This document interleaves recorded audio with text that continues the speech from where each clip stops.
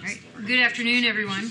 Today is March 6, 2019. It is 4:30 sharp in the afternoon. And I'd like to invite you all to stand and join in the Pledge of Allegiance before we begin our council meeting.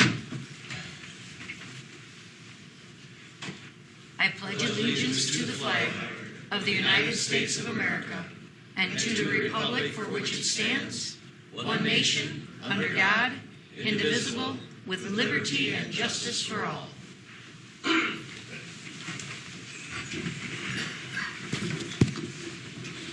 I don't know why, but my heart just started racing during that Pledge of Allegiance.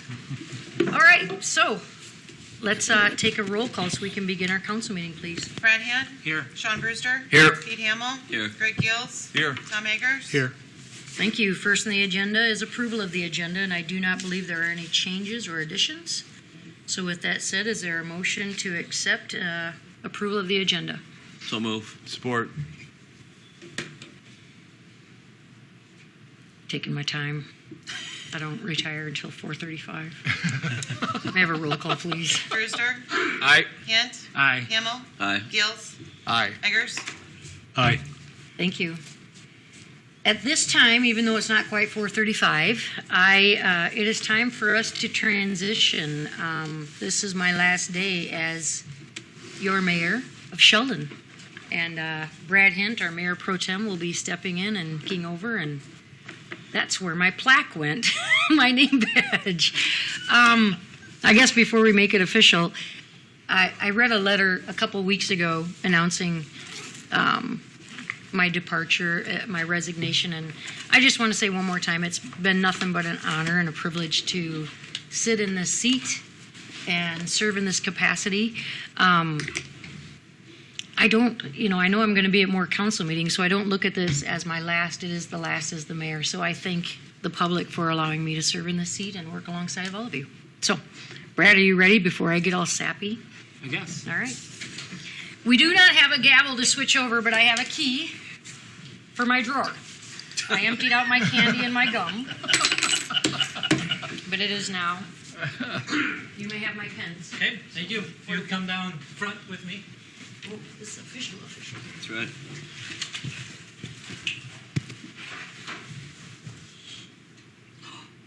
On behalf of the city council members and the citizens of Sheldon, we appreciate your 9 years, 9 3 years. months, 6 days. Okay, 9+ years as mayor. It's been an honor and a privilege. There's your name tag that was missing this morning. And also, we give you a plaque in your appreciation of your time served. And on the back, you have all the city employees, council members, all signed it to make it a personal touch for you. Thank you. Other than that, thank you for serving as mayor. Thanks.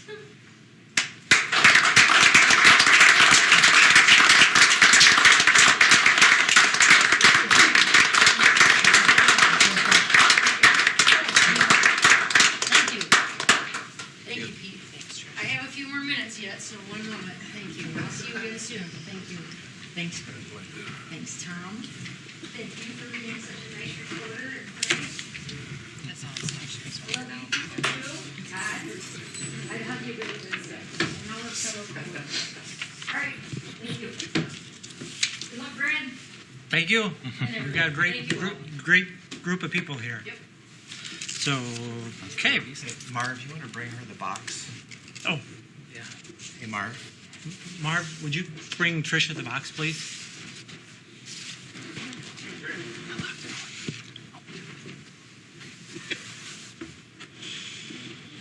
Okay, as we move on, what's that? Oh, we're on line B.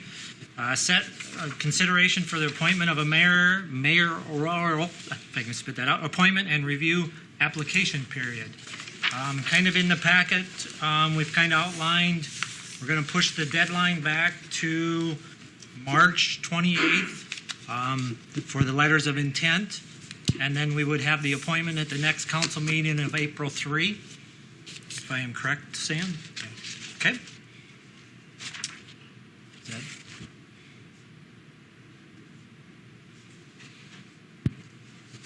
everybody okay with that?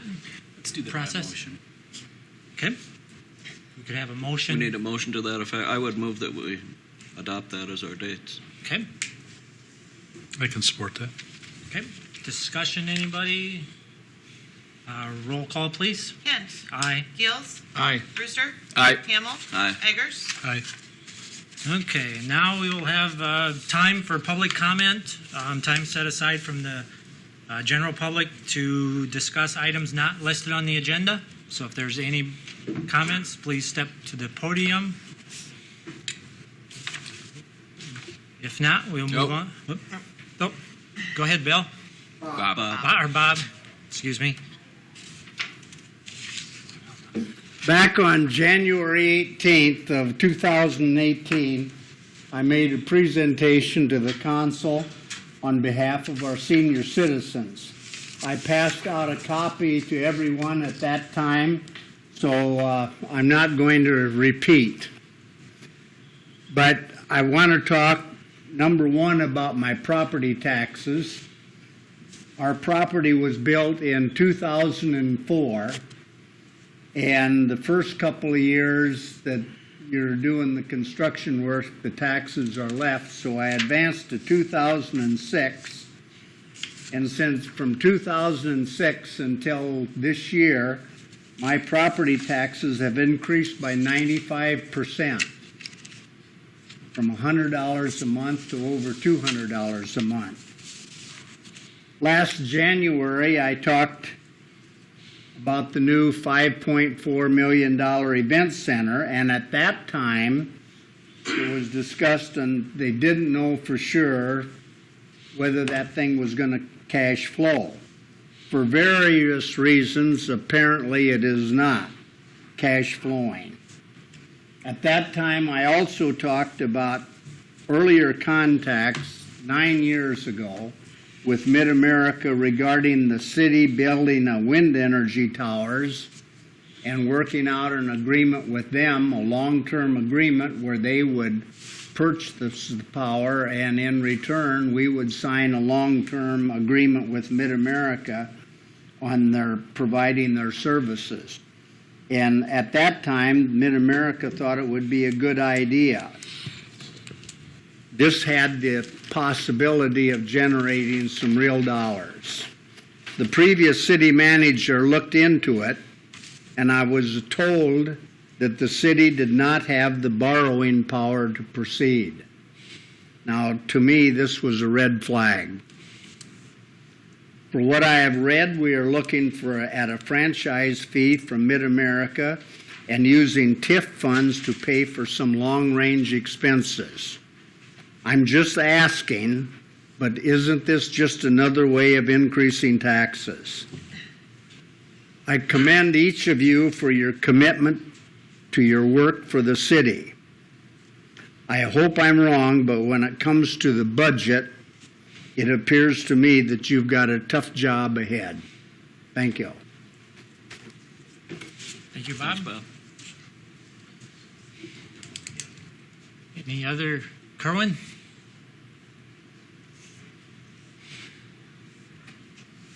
If you would state your name and address. Kerwin Striller, 621 26th Avenue. Thank you. I want to piggyback off on what he had brought up.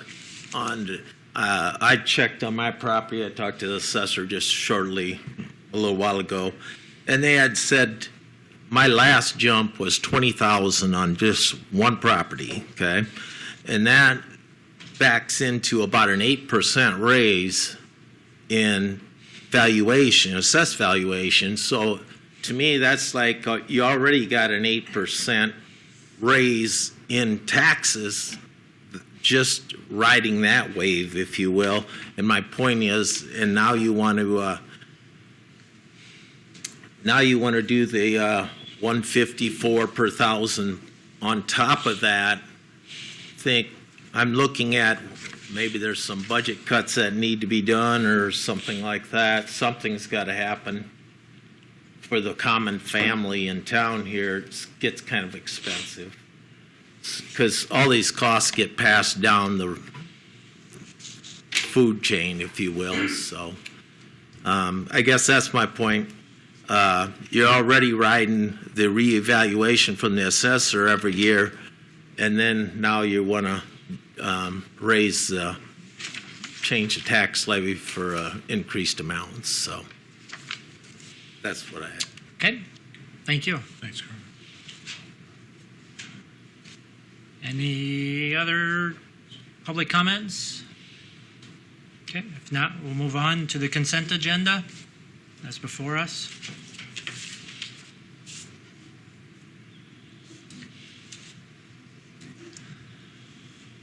Comments, concerns? I would like to approve that. I have just one question regarding the ag deferments and Tony Pape, and I don't know if we want to break that out separate or if I can ask that question now. It has to do with the letter that she sent, I think, to all of us as councilmen 3 or 4 months ago. Earlier With this some of fall, our about the concern. drainage issue? Yes. Do we want to separate that one and have discussion on that one then? Yes, I would like to, if that's possible. Okay.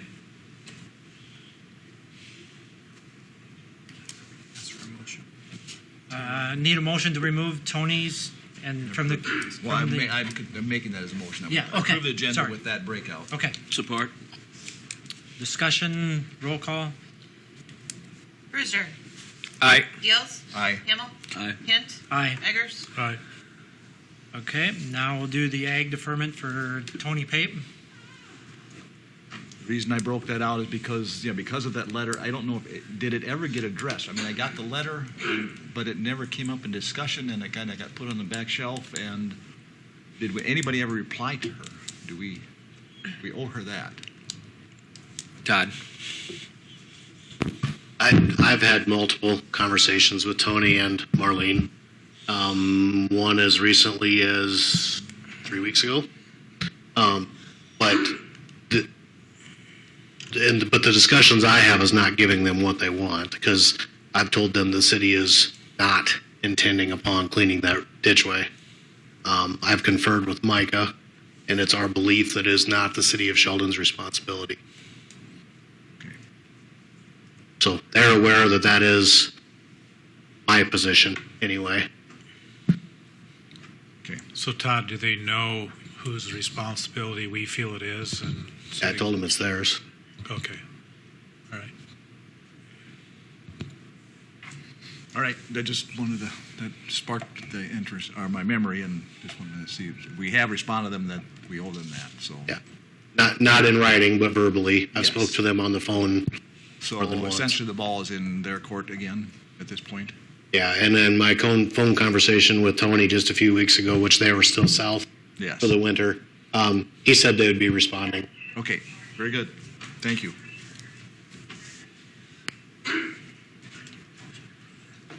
Okay, So I'd move to approve those deferment as well. Then. okay.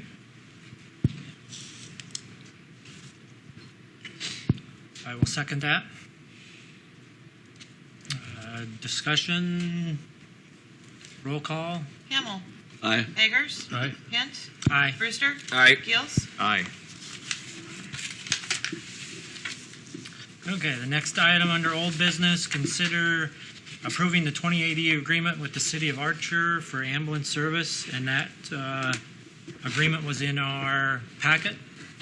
Yes. And if Mike or Sam has any further? Thank you. Micah can step in if there's anything that I missed here. I want to take a moment to thank him for his help in drafting this agreement. I attended this meeting at Archer last week on behalf of the city of Sheldon, and it was approved unanimously with very little discussion. It was all positive.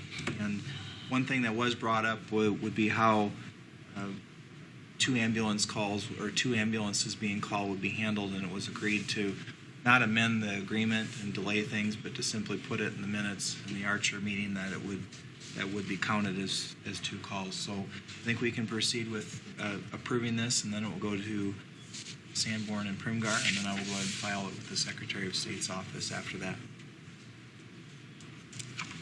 Okay.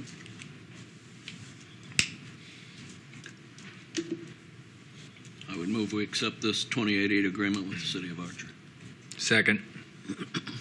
Any discussion? Okay, I'll entertain a roll call, please. Eggers. Aye. Hint. Aye. Hamel. Aye. Brewster. Aye. Gills. Aye. Okay, under new business, the FYI 2019-2020 budget, public hearing. Do we need a motion to open the public hearing? You can just declare Okay, it open. we'll declare it open at this time. Are there any public comments further than two we heard? Step to the podium. Yeah, I'm Marvin Reeson from Sheldon, Iowa. I didn't look over the budget line for line, but I know a good share of what's going on in the budget.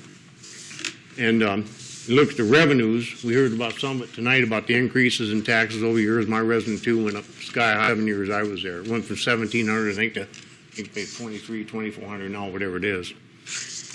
But at any rate, there are some real concerns that I have on not only on the expenditures. It appears that we have plenty of money coming in the past years, but it appears that we have the spending problem. And we got to curtail that.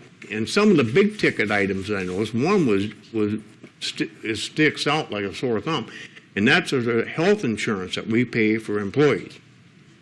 Now, I know that's not a very good subject to bring up, but we cannot afford to pay, I think it figures out to $30,000 a year per employee with no deductibles like that. I've checked other businesses. I talked to other businesses in town. The Sheldon School District does not pay everybody's health insurance, full family. I haven't found a business that did yet. Now, if you guys know of any, please correct me. The closest one I found was NCC, and they pay full family. However, they have deductibles and so forth, and it figures out that their premium figures out, I think she said it was right around $17,000. Well, when you look at $17,000 to $30,000, that's a lot of money. It's different. That's $13,000 different. When you're looking at 32 employees, that's well over $320,000. Now, this has to change immediately. I've been after this. This isn't something that just came up. I've been asking administrators for the last number of years, checking this. I've talked to council about it. Nothing has absolutely been done on this. I know it's not easy to do, but it has to be done. And I know you're going to have to meet with your employees and tell them that's just the way it is. I've been in business for 40 years. I can remember in the 80s when I started business in 78, 79. I had some tough scraping too. I lived off the banker for 2.5 years, but I made it. But I had watched my expenditures, trust me. There's a pumper kettle I wanted to buy to pump tar up. I had one I could pull the tar up by hand. I just couldn't afford it. I waited until 1984 till I bought my first pumper kettle. To me, that was only good business, and I'm glad when I did that. One old fellow told me one time, when you're in business, don't get any more in debt than 60, 65 max of your net worth. Well, my goodness gracious, bond and indebtedness, I don't know what it is up to date. You have, at one point, I think it was 96%. I don't know what it is now. 94.4. 94%. That's way too high. Way too high. So it shows that we've been having a spending problem. So now we've been spending, and you can't spend your way into prosperity. It just can't be done. I think as now the chickens came home to roost. This didn't happen over a year. It happened over the last good number of years, I know.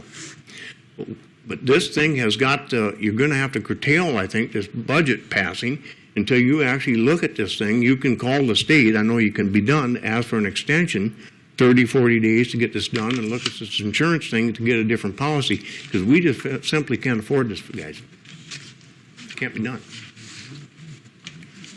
I mean, when you look at that, $320,000, they'll buy a fire truck in 2 years.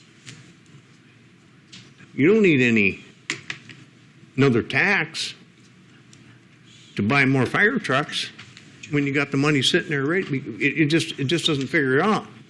We just can't keep adding tax. I know I was involved in adding a 13.5-cent levy on that event center out there. I'll take responsibility for that, to request it anyhow to the council.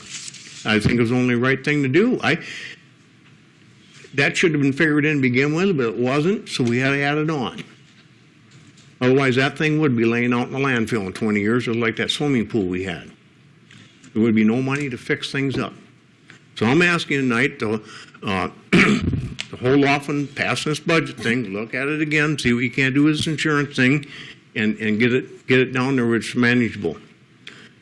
And maybe it isn't just that here. Look at other things. We can't afford this talk, it's bothersome to me sitting in some of these budget hearings, and I know what you guys are up against. You got policemen here asking for four police cars. This isn't Minneapolis, Minnesota. We can't afford 4 police cars. Nobody's ever told you how you can get that money. You can't just keep taxing us people and thinking, well, that's the way it is. You know, there's a lot of people living on a fixed income in this town. How are they going to pay their tax? How are they going to pay these taxes? And then this nonsense of starting another fee. I mean, it's nonsense. It isn't a fee, it's a tax. And you're just going to keep bulldozing this thing through? I can see what's going on. And it's wrong.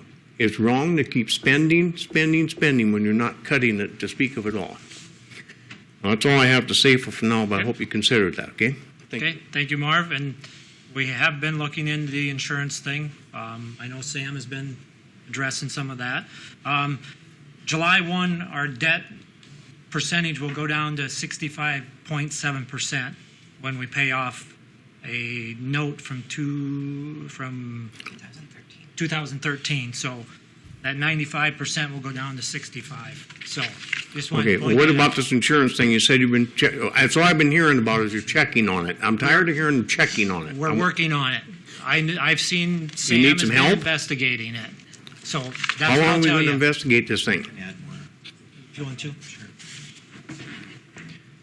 We talked briefly about this, I believe, at the last budget meeting, but the plan is to have, starting July 1, have the non-union employees, instead of the city paying 100%, for the city to pay 95% and have the employees pay 5%. And at the same time, because what we had was a disparity where the non-union employees were paying 0% and the union employees were paying, as of this coming July, they would have paid 20%. So we're holding our desire is to hold the union employees at 15% and have the non-union employees start paying 5% and start bringing that together. Well, what about the deductibles? What's wrong with the $5,000, $6,000 deductible? And that can be looked at, Marv, and that hasn't been changed for this coming budget cycle. So, Well, one of the things we've been exploring is health savings accounts, but it takes time to explore it. Couldn't you take a 30 to 45 day get or extension that can be done through the Department of Management to just get this stuff?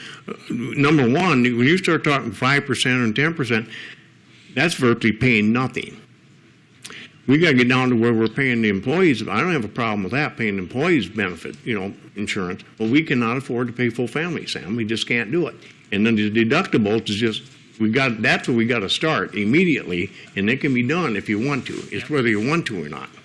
That's one thing we're looking into. It just takes time, Marv, but it's being looked into. Well, if they need some help with insurance companies, we can certainly get them hooked up with some to get them right away by July 1 if you need it. Okay. Thank you. Any other public comments during the hearing time? Have we received any letters? No, nothing. Nothing?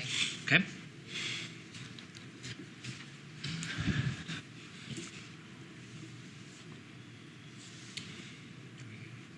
You can just close Yep. the public hearing. You need a motion. Yep. Second. Do you need a motion to Yep. close it? Do we have a motion to close the public hearing? So moved. Support. And a roll call, please. Deals. Aye. Kent. Aye. Brewster. Aye. Eggers. Aye. Hamel.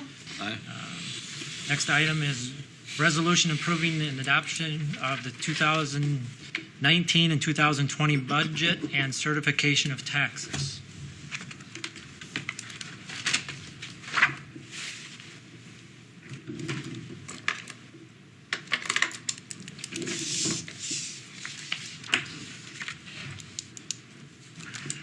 direction of the way the council wants to move on that? In light of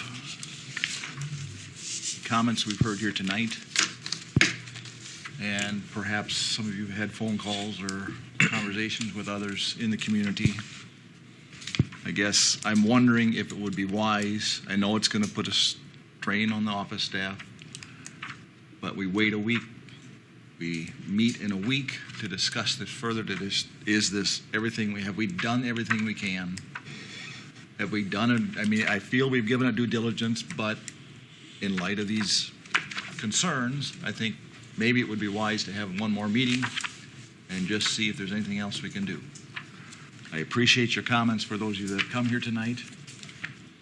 And this has been a difficult process. I want you to know we don't make these decisions lightly. When you talk about employee benefits, cutting employee benefits, we look these people in the eye on a weekly, if not a daily basis. That's not an easy decision to make, to say we're going to cut. And yes, there are plenty of others that do and have done it, made that tough decision. In answer to, are you aware of anybody that does pay 100% insurance for families and the individual? Yes, I'm aware of that, and I will share that with you after the meeting.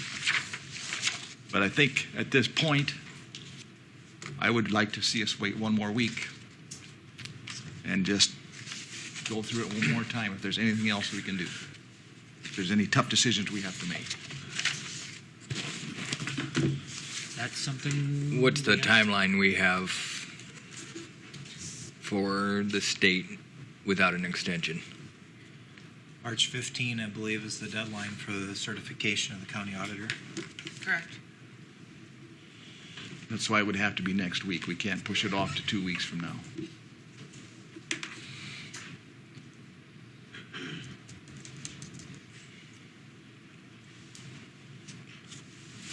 So we would have to take action next week on this, basically is what you're proposing, Greg? For the record, without an extension, you would have to take action before March 15, and you cannot increase what was published. You can decrease. You cannot increase any expenditures, taxes, anything like that. After March 15? No, Oh, before. from what was published. We do not have enough time to republish. Okay, So what was published, it has to either remain there or be lower. okay.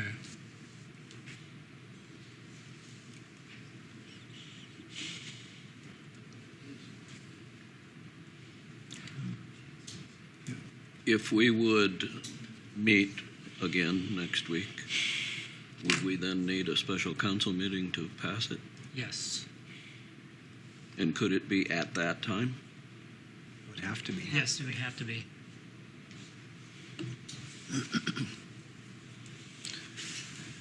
You know, when, if I might, Go ahead. it would probably be good going into this meeting to have some direction or get some guidance. You know, we did go through and make $233,000 worth of cuts. I am aware of at least one and maybe two employee vacancies coming up this year. We can make the decision at that time whether or not to fill those vacancies, which is going to have an impact on service levels for the various departments. I know. And so it's certainly the other option would be is you can pass the budget and you can do an amendment down later or scrutinize the expenditures later. Angie and I did have a meeting with one of the local banks that we have quite a bit of deposited funds with, and to review our interest rates. And so that's something that we've been looking at to see if we can get a higher rate of return on the monies that we have deposited, which is significant. And but Angie and I didn't feel comfortable with raising the revenue side, since that at this point is a hypothetical, although I do think we'll be able to increase revenues on that side. So I guess I don't know if pushing it back a week is going to change anything. It may not. Yeah. The other side of it is, we have retirements. I hear what department they're in, and I don't want to give up those jobs. I mean, those are crucial jobs to this community, crucial jobs to our citizens. So I would not entertain cutting them at all, because then I think our town's going backwards. And I don't want us to go backwards. I want us to go forward. I guess I don't have a problem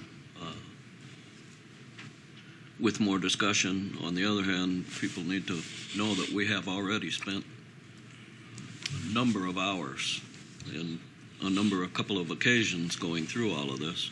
But if we need to go through it some more and try and do something, I don't have a problem with that. But it's not like this just landed on our desk. We've had 2 budget hearings, 2 budget meetings, and we spent many hours looking at this. No, it's not easy, and it's not going to get easy. It'd be nice if we had complete control of it. Some of the stuff that we have to do is mandated. Some of it's certainly voluntary, and we can look at that. I'm not sure we're going to make any huge differences, but I don't have a problem looking at it again. We've already spent a number of hours, but if it's just a few more hours, if that would make us feel better about it, I don't have a problem with it one way or another.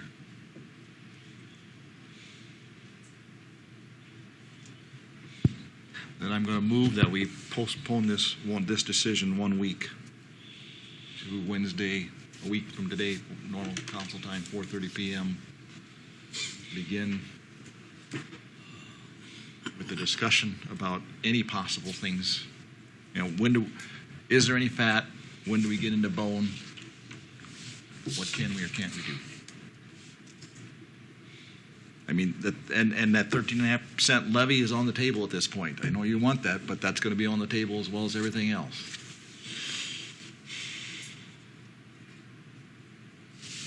I might. Okay, we do have. On that day, we have a cemetery board meeting at 4, and then at 6 we have a pavilion. That can be. We can change the day if need be. Cemetery board hasn't met in 4 years. We can Yeah. cancel that and do that another time. The thing is if we meet a week from today, that's the 13th, that only gives 2 days to get it in. We would have to stay here until it's done. I'm sorry? We would have to stay here until it's done on Wednesday.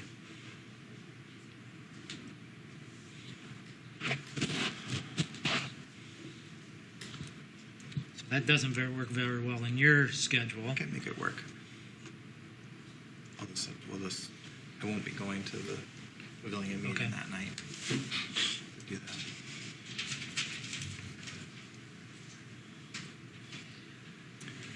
If I could Yep. we maybe do Tuesday or Monday? Because depending on the number of changes, if you start affecting the benefits, that affects multiple parts of the budget. A day and a half is That's fine. a short time period to get it to. I appreciate your input. Both counties. So I didn't hear what she said. she was asking to do it Tuesday instead of Wednesday. That way we give her more time for changes. Fine. If I might. Yep, go ahead. And I don't want to frustrate the council. I just would I think we need to have a little bit more direction on what we bring forward to that Tuesday meeting. Because if,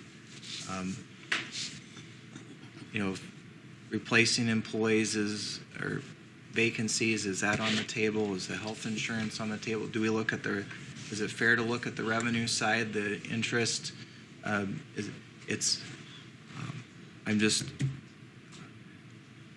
don't like to come to a meeting empty-handed, and I want to make sure I'm coming to that meeting prepared. So we did go through and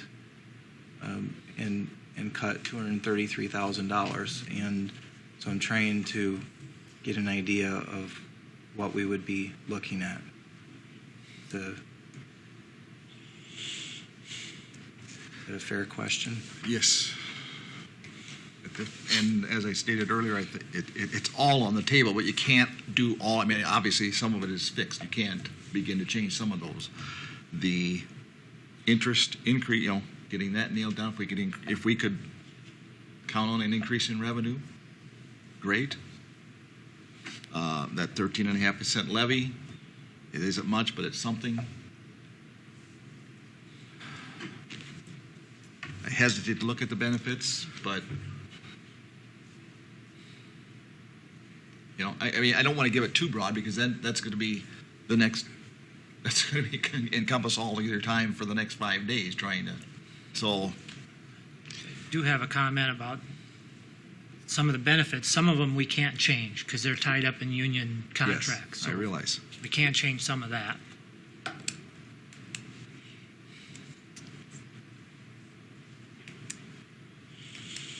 I guess I have a motion on the floor. If it dies for lack of a second, then we have to make our decision on this today. I guess, what are we going to gain? Assurance that we've done everything we can. And if we've done that, it is what it is. But I guess in light of that, I can support that. Okay, we have a motion, second, and you're changing it to the 12th instead of the if 13th? that works, and if we have to go later in the day, I mean, we can do that too. But So are we, kind of late notice to change things? so is discussion open now? Yes. With the second? Okay. So what are we asking? Are we asking Sam to give us opportunities to review on Tuesday that we have not reviewed in the past? Does that give you direction then, Sam, to provide the council with some other opportunities that we maybe looked at and need to look at again, or new opportunities that we haven't looked at, which I think there's few if none, because this has been a hard budgeting process. So in fairness to Sam, is that what we're going to ask him to do then, is to come with plausible ideas for us to consider?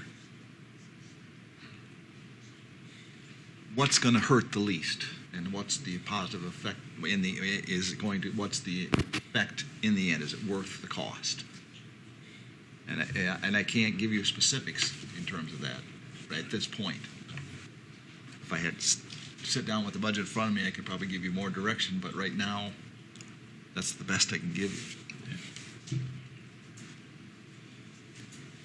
I guess I'd like to state my position in regards to where we're at today with the budget that has been formed. Because of all the work we've done, and knowing the financial challenges that we face as a city,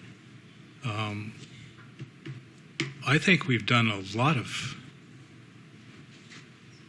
good work on trying to change the direction of where we've been going in the past to where we are proposing to go with the new budget. And yes, there is a request for some revenue. But I believe it's revenue that's going to bring about better government in the future and not just a fix for this year. I think it has a vision component to this budget, and I'll use one of those examples in regards to the insurance issue. We have actually made movement on that as a board. Now, is it $17,000 has been proposed? No, but it's a start towards trying to come up with a plan that maintains good, reliable employment and services for this city, as well as trying to address the cost realities involved with it. So is there a quick fix, as some think there is? No. I will say there is not a quick fix. And I will be happy to communicate with anyone here in the community moving forward, that the decisions we've made with the proposed budget has changed things around. We're going from 94.5% indebtedness down to 60-some percent. That's a healthy thing for this community and for the citizens of this community. But it comes with the fact that we need to look at this a little differently. In the past, we've bought down the tax levy. We're not doing it this time because we need those monies to get into a healthier position. So I am more than happy, and I believe the rest of the council is as well as Sam, to communicate those types of details with you, our citizens, because you deserve that. But we also have been doing this in a very open way through the workshops as well. And but we've done some good work with this budget. It's been hard work, and it's not in the favor of everybody, but I do not believe there's a quick fix.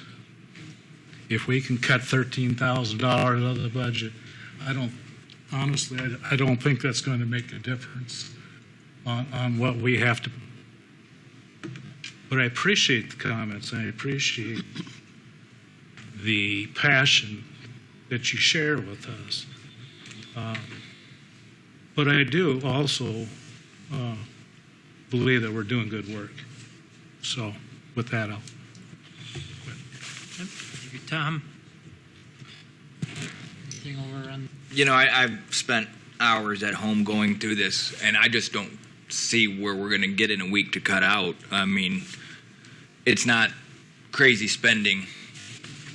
The stuff in the budget's there for a reason. I don't know if we would have bettered for Sam on what to cut out. I just don't see it there, though. I think what's in the budget this week is what's going to be in the budget next week. Okay. Sam, you have something? Thank you. I'd like to make, and Greg, I don't want you to think I'm talking against your motion. This is just free thinking here, and this an idea. And it ends June 30. We can convene. I know July and August are vacation times. We could work out a meeting. We commit to having a where we sit down front.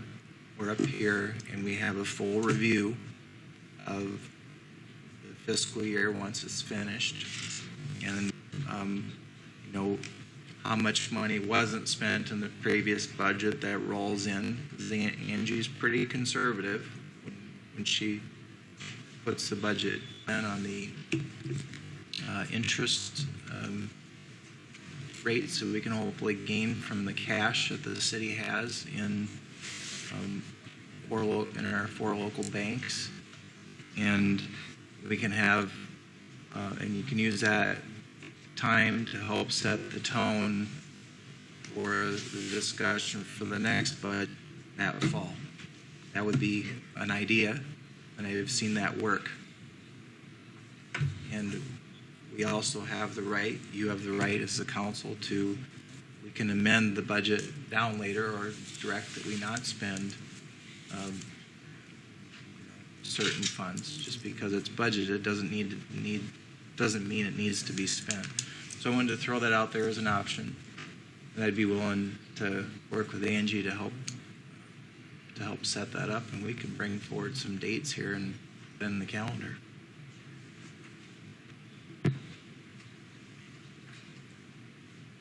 I like that idea. I like that idea. I don't think there's anything magic. I don't think we're going to come up with some mind-boggling change in a week. We've spent, I don't know how many hours, 6 or 8 hours already looking at this stuff. Just in the room here, not to mention the stuff that took place. Right. That's just our time, not theirs. There's been many, many, many hours looking at this. No magic bullet. We can't, in all good conscience, I could never not pay anything for employee insurance. Okay, well, that's the only way you're going to make a $300,000 to say, we aren't buying insurance anymore.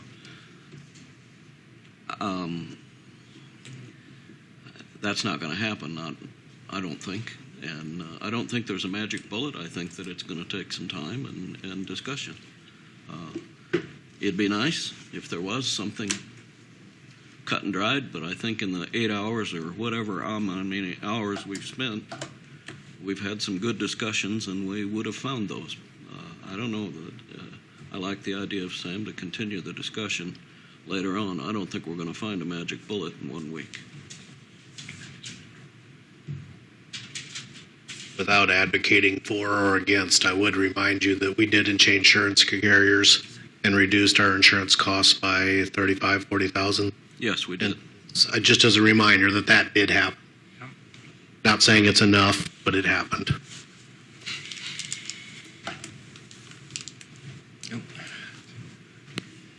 Sorry, I'm laughing out here.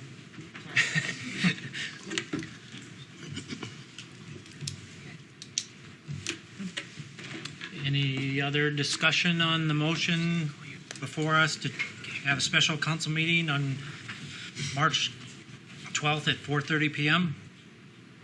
If not, I entertain a roll call. Gills, Given the ensuing discussion, since my motion's been made and the proposed alternative, I'm going to vote no. Hint, No. Brewster, Nope. Hamel, No. Eggers, No. Okay. Now, do we have a resolution approving the adoption of the fiscal year 2019-2020 budget and certification of taxes? So moved. Support. Yep. Any further discussion? Roll call, please. Hamel, Aye. Gills, Aye. Eggers, Aye. Brewster, Aye. Hint, Aye. Okay. Item B, request for pavilion fireworks displays. We have one for July 20th for Joel Bosma, one for June 29th for Nikki Cooper, and one June 7th for Brenda DeBoer. And Sam? Is Joel here? No. We've had letters from the fire department, from the DOT, Perspective Insurance. All have opinion. Go ahead, Sam. Okay. Thank you, Mayor. So regarding the pavilion fireworks display proposal, there's approximately a 3-page explanation in the packet. I won't get into all the details on it. And I know it's a very long explanation, and there's a lot of parties involved for something which seems very simple. But if we can explore this properly for you the first time, then you can make an informed decision and we can move forward. The first request is a little bit different than the second two. The first request, Joel Bausma would like to have, state law does not allow display of fireworks outside of the windows of fireworks. Consumer. Yeah, state law does not allow consumer fireworks outside of the window of around the holidays, December 31, and then also June 1 to July 8. So it's so the catch is the fire marshal has given us a letter or an email that says that consumer fireworks can be mingled in with display, and that makes sense to Micah and I, although that isn't what state law appears to say. But since we have the information from the state fire marshal that allows that or gives license to that, we decided to bring this forward. I decided to bring this forward as it is. So you're being asked to approve display fireworks for the first item, which will basically be consumer fireworks inside of a display setting. And then the second two are consumer fireworks. My explanation makes sense. It There's does. there's a lot Just of a rabbit trails on clarification this, so. on the third request, June 7, that would fall within the default time frame set by the state, but which the city has shrunk that window to June June 20th through July 5. So it would be outside the city window per ordinance 41.11. So really, that's a request for display fireworks as well. Okay. I think that's probably the best way to look at it.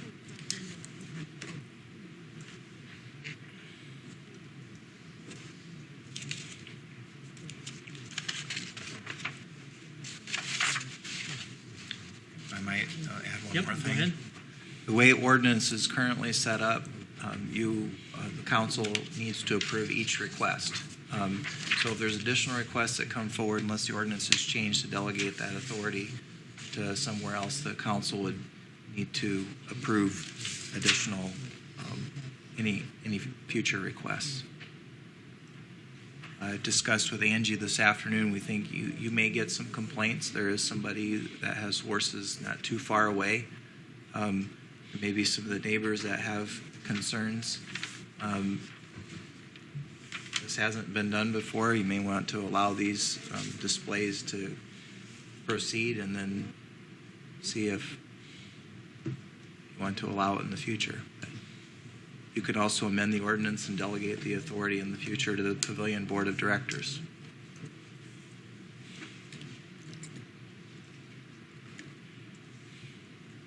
I guess to me, given that we've got the 3 requests that all fall within a relatively short time frame, it seems to me a good test drive for future events.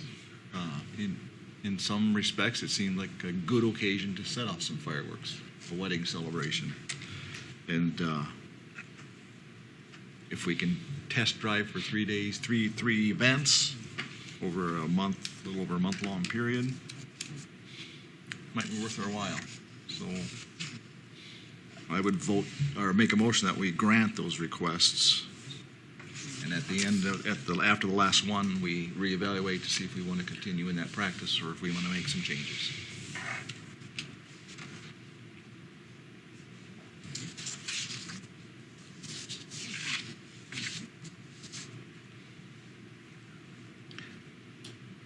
Sam, would it make sense to do some public announcement of this prior to, so people have an opportunity to know that it's coming up for those concerns that concern neighbors that might,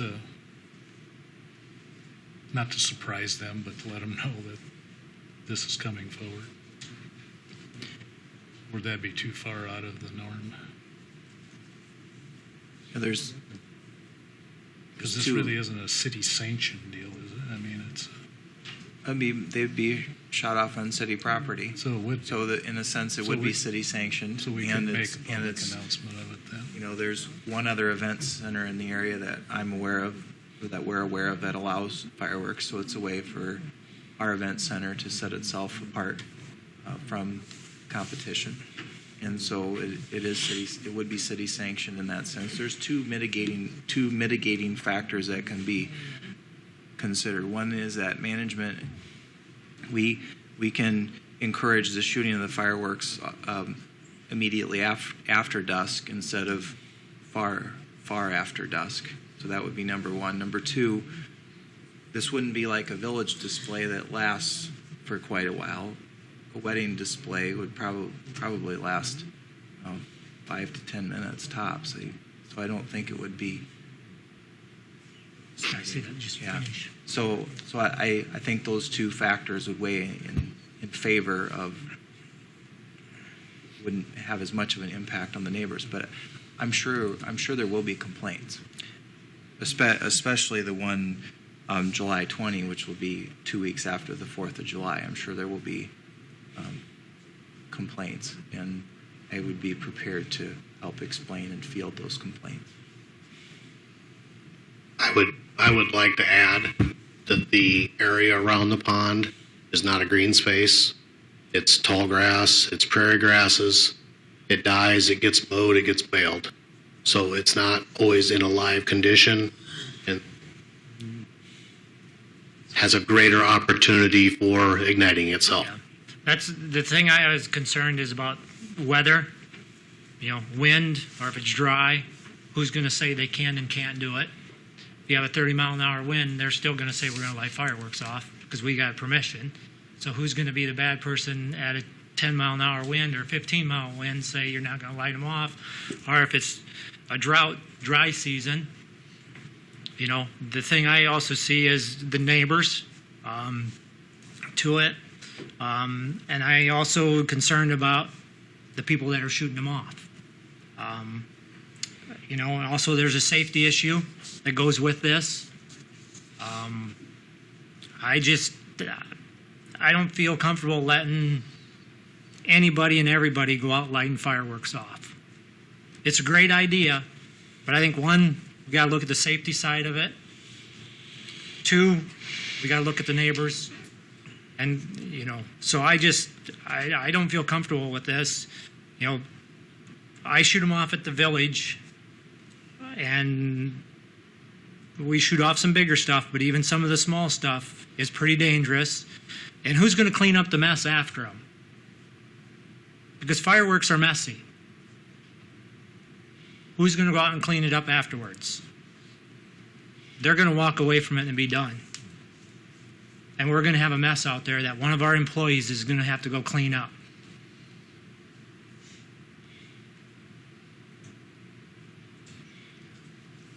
Which then, if that were the case, one I thought I have a response to that would be that is part of the fee that's charged to be able to just do the fireworks. But then we need to decide what that fee is going to be. If it's going to be a $1,500 deposit or $500 deposit. And that's where the three event test drive kind of comes into play. It gives us an idea for future if that's something we want to continue. If it brings in additional revenue and it's a, We have a pavilion board meeting next Wednesday, So, I think, Dennis, did I see your hand up there? Do you have a comment? If you want to step up to the podium, please. State your name and address. No, yeah, go to the podium. On the tape. Because our audience on the... It's a recorded. Yeah. Cable TV likes to hear us. And YouTube. Should have dressed up more. I'm Dennis Vandenhall from Sheldon. I live out in the Sheldon Crossing Addition. The only thing I could see with that is if there's a burn ban in place, then I would, if everything is, like Todd said, parched and dry and the tall grass, and if somebody just bales it or mows it and it's about ready to go and all of a sudden that event comes up and you got a full, I bale hay, I mow hay, and like Mr. Rosenbaum's big long fence along there's all plastic. And if you get a bunch of heat on that, it's not going to like that either, and that's my neighbor. But that's the only thing I could see. There's a lot of green grass around it. I would think it would be contained, but that would be. I know we lost a house once that we had 4th of July fireworks. A bottle rocket landed on the roof, so it kind of hits home to me. So accidents happen, but it's nice to have fun too. I don't want to discourage that. Okay, thank you. So we've had a motion to approve them. Then we got into discussion. We have a second? Or no, there has not. Correct. That's what I asked. Do we have a second? Or does it die for lack of second?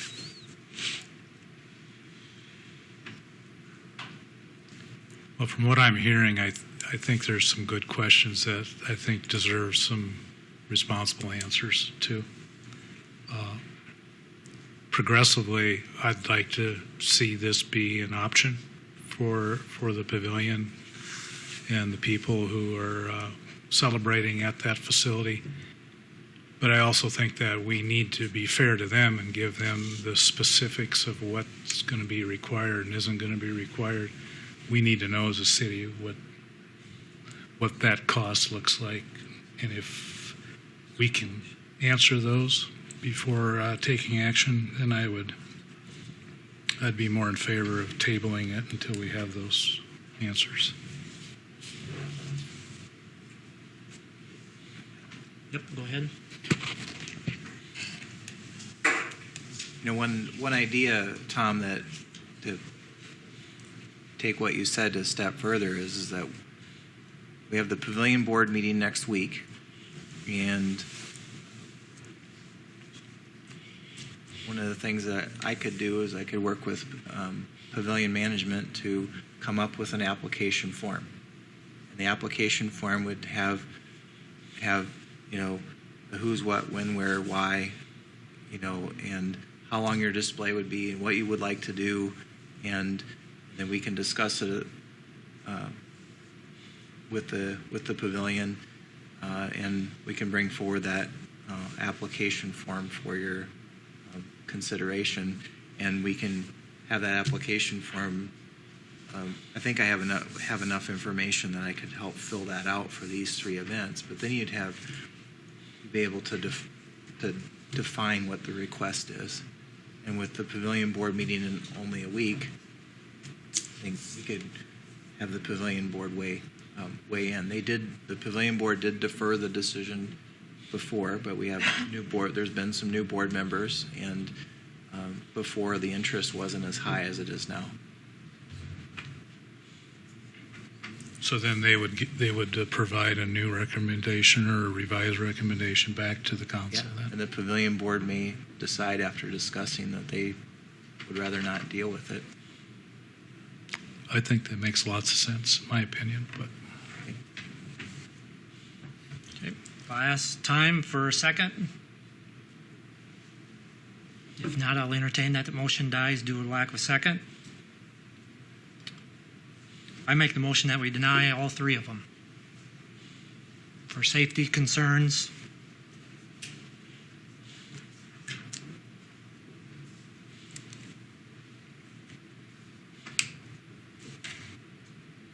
Okay, no second, that motion also dies. So, on that note, I would say that's a dead item.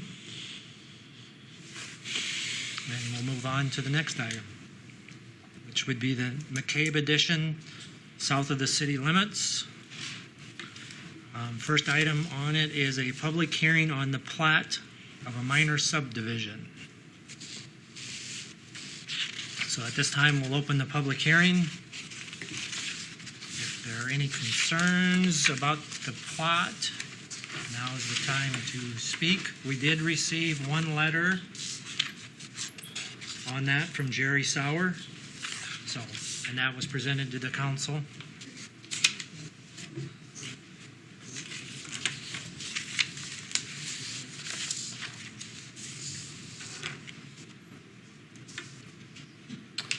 Hello, my name is Thor Klinker. I do not have a concern, but I would like to address Mr. Sauer's concern, Okay. if that's okay. Yes. So we became aware of Jerry's concern, I think, late last week. So we've been working on that since that time to try to figure out and address that concern, because my understanding of the concern was that he was worried about traffic coming west off the bypass and turning into what would potentially be Cottonwood Avenue. So I actually provided an email just shortly before this meeting, so it didn't make its way into the packet, from our engineer.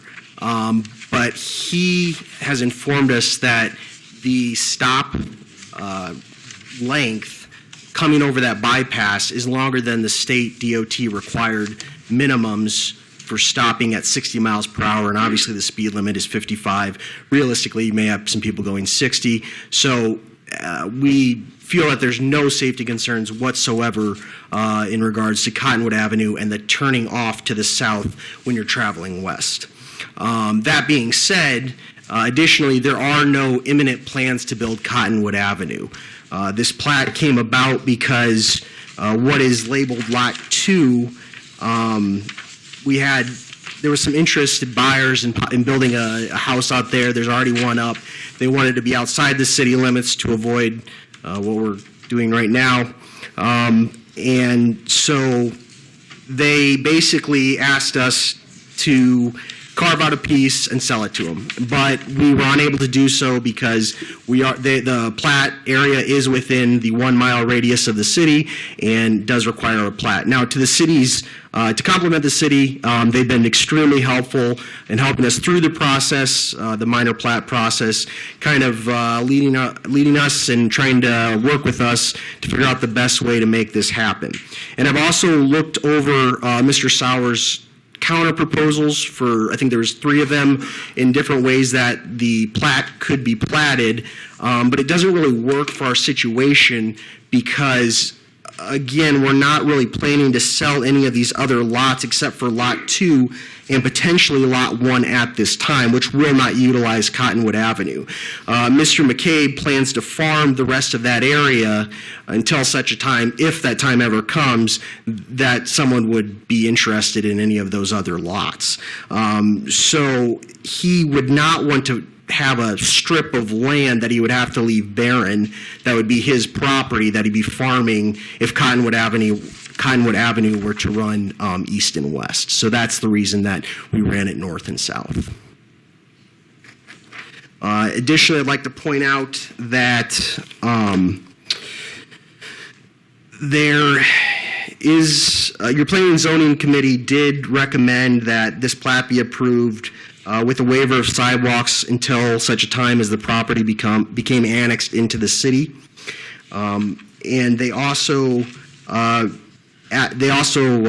approved a waiver of the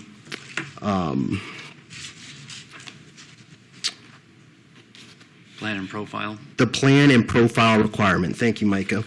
And what the plan and profile requirement does is it tells you exactly how you can build your access road off of the bypass. And again, we haven't done that. It's a very expensive thing to do, and we have no plans to actually build the road or dedicate the road at this time. Should that ever become something that needs to be done because one of the other lots is going to get sold, we would, of course, go ahead and do that and have to get the engineering correct in order to come off that road. So I guess I would ask that you approve what your Planning and Zoning Committee already approved, and if you have any further questions, I'd be certainly happy to answer them. Thank you.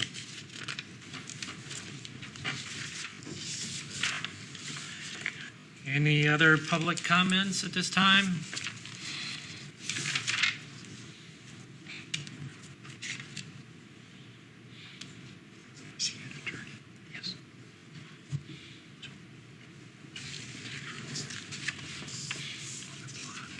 Jerry Sauer, Sheldon.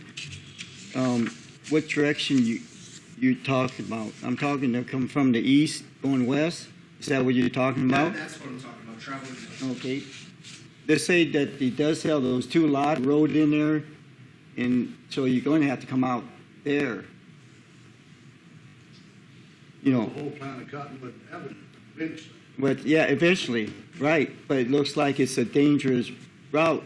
Couldn't you go on this avenue, come out between? I know how you did it and stuff like that, but there's a different way of doing it. And you're exactly right. There is A safer way. I think it's a safer way the other way. There are ways to save. And then that, I did get a piece of paper too, and you're going to put from the county engineer. I guess I'd figure it on my property, if I want to put one in and do it by the standards that the state or the county says. Yeah, I shouldn't have yeah. to come talk to you. Yeah, well, you didn't come talk to me, so. Why would I? Well, Jerry, you don't even. but no. Jerry and This is, if there's a dispute between you two, Yeah. this is only referring to the plot Well, and the what I'm street. So refer the comments to the Yeah. subdivision of this. Yeah, well, the driveway by the dike, and then there's going to be another where the Cotton Avenue is further. He said it was 225 feet, so it'd be like sound like there's going to be 2 driveways there. Did you talk to him, Sam, or not, the county engineer? Yes, you may. Probably be best if we, okay, yeah, it's all right if I talk in the Yep. public hearing portion? Okay. Yes, that would be fine. So Todd, you can help me out on this one. So Todd and I spoke about this today, and I did speak to the county superintendent, spoke to him as well. Yes, I did. Jerry is right. Mr. McCabe does have a request to put in a driveway. It's a driveway for field access, 250 some feet west of Cottonwood Avenue. And Mr. Jungie says that that would be approved. So I guess the only thing that I want you to know, and I think you already know it because Thor mentioned it, is that if you approve this plat as it sits today, you're approving a plat that does not have a guaranteed access onto 330th Street. Because that access would be granted by the county, by O'Brien County, and that has not yet been done. So that doesn't make a ton of sense to me, but that's not, I don't know that that's Todd Ewell or the city of Sheldon's issue. I believe that's Mr. McShoe. To me, it's a risk, but if you don't intend on building the road, then I guess it's not really a risk. Anyways, that's the conversation that I had with Mr. Jungie this afternoon. There is no approved driveway request for Cottonwood Avenue. There is one 255 feet west of that, known as a field entrance, and the county would require, I believe, plan and profile type drawings for the entrance or for the actual Cottonwood to go on to 330th Street. That was my understanding from talking to Mr. Junkie. I left my zoning ordinance book down in my office, but yeah, we talked very briefly about that just before we came up here. So there is something in the subdivision, in the minor subdivision area, that talks about review by agencies. It's on page 9, Mike, the first page of that. It's number 2.2. It says the city engineer and/or the public works personnel shall notify the city clerk that the land so proposed to be subdivided will comply with all applicable Sheldon, O'Brien County, and state of Iowa standards, and that the proposed and/or existing system of public improvement complies with the applicable Sheldon, O'Brien County, and state of Iowa standards. So the only concern that brings up to me is we don't know if Cottonwood Avenue complies with county standards or not. It's not been made. This, I don't know who's going to interpret it, but may interpret that you must have it or you must not have it. I don't think that's my job to. Maybe I'll leave that one on Micah. You've completed your duty of notifying. Okay, if they put that driveway in for him, for his equipment and stuff like that, and then he sells those lots there next to that new house, and then he sells those lots there, then the road, when he develops it, the road has to come out on 330th Street someday. Yes. So, If the county. well, where are you gonna, if not, how are you gonna get people out if you got one already sold, and you sell the other two, how are the people going to come out of? You're telling me. Well, no, you tell me. That's really not. Yep. But the future. I'm saying I'm looking. That's really not your concern. Well, yes, it is. Yeah. Because I come on that road. Yeah. Sir, if I could have you grab the microphone, please. Thank you. Is this better? Yes. Yeah, no, I'm just saying that's really not your concern. That's Mr. McCabe's concern. If he goes ahead and plats this and then he can't sell any of those lots because he doesn't have access, well, I'm sorry. That stinks. He's got a bad lawyer. But the issue that you had is it safe if you're traveling west to turn off into Cottonwood Avenue? And I'm telling you, our engineers say it is within the minimums of the Iowa DOT. Yep. And so that really should address all your safety concerns. That driveway that he's putting in is okay. But about the next time in the future when he wants to put that Cottonwood Avenue, that's what I'm talking about. Right, and that would be an economic loss to him, you're right, if he's not able to put that in, but that's really not your concern.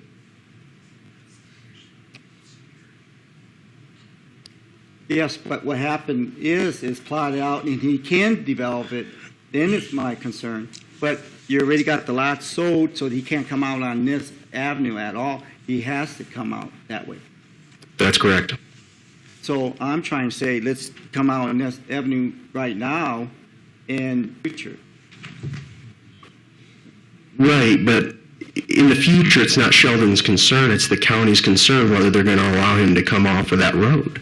Well, and I'm telling you that we've addressed your concern about safety. Right. It's just a matter of whether they're going to allow it. And we have no intentions of asking them whether they're going to allow it or not, because we'd have to get a plan and profile, and that's very expensive, and we're just trying to sell one lot. I think some of these things, it's out of our hand of where the placement and the permission to put that road in, because that falls under the county. So I guess anything else other than that, Jerry? Nope. Okay. Thank you. Any other public comments? If not, I'll entertain the motion to close the public hearing. So moved. Support. Roll call, please. Brewster. Aye. Beals. Aye. Eggers. Aye. Hint. Aye.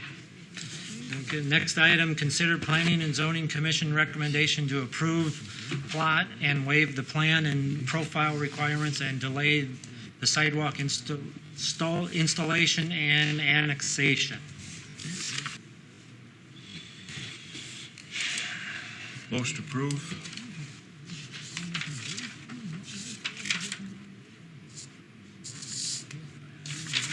The second.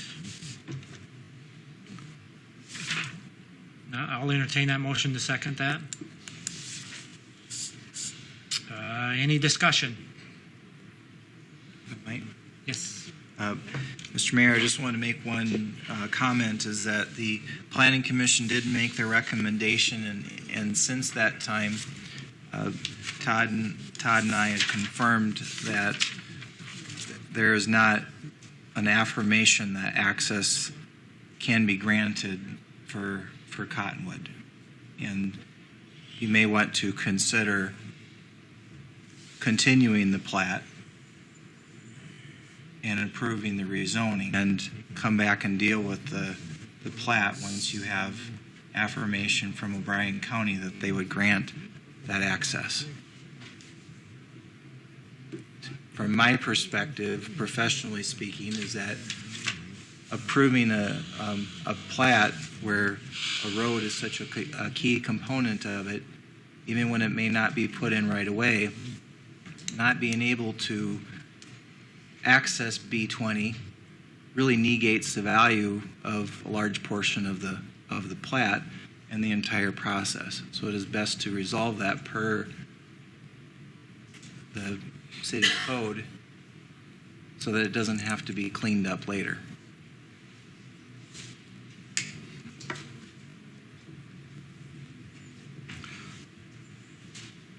So can I amend that motion accordingly? What, getting the county's input or the county's affirmation, is that what you said? Let's act on the amended motion. We can act on it, and then if it fails, we can have another motion to. You can, with the permission of the seconder under parliamentary procedure, you can amend the motion that you made.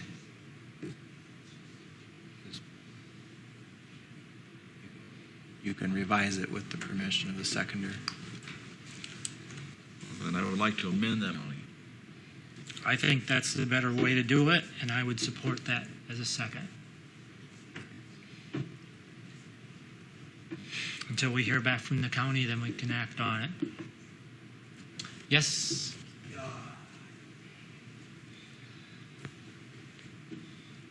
We're not going to ask the county, so you'll never hear. That the plan right now is to do nothing. So like I said, we'd have to do a very expensive plan and profile, get that to the county and get that approval.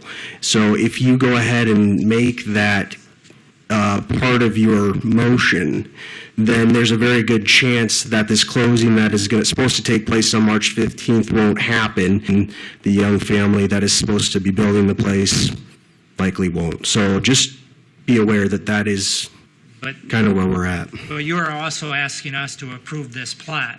Correct. And part of our due diligence is to make sure that that street is okay by the county. Right, and here's the scenario that would happen under that, what you're saying. So we're going to sell plot 2, likely 1. Neither of those will use Cottonwood Avenue as access. If at some time we have to, if we just get someone else to buy those other lots, then at that time, of course, we would go ahead and actually spend the money to do a plan and profile and make sure we can come off the road. And a scenario, what happens in 5 years if they come back and say, whoops, you can't, it's too steep, which they won't. I really am not an engineer, but there's plenty of other steeper areas. But if they do say that, then what will happen? I'll have to go back and I'll have to do a replatting of that area in order to accommodate a road. Now, I've read a lot of abstracts in the city of Sheldon, and like half of your properties have been replatted. So it's really not that big a deal, okay? What we're asking you to do is to go ahead and approve this now, and if that problem arises, I certainly will address it. But again, thank you.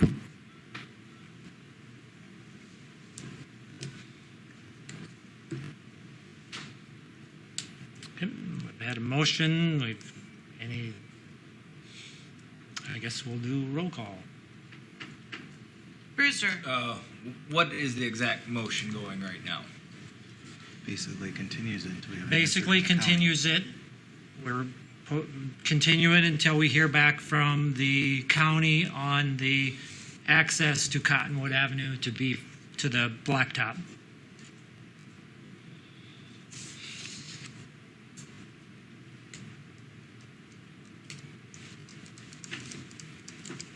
Which, if I'm understanding Mr. Klinker correctly, that. Yep. Correct? Like, the buyers aren't here today, but I have to tell them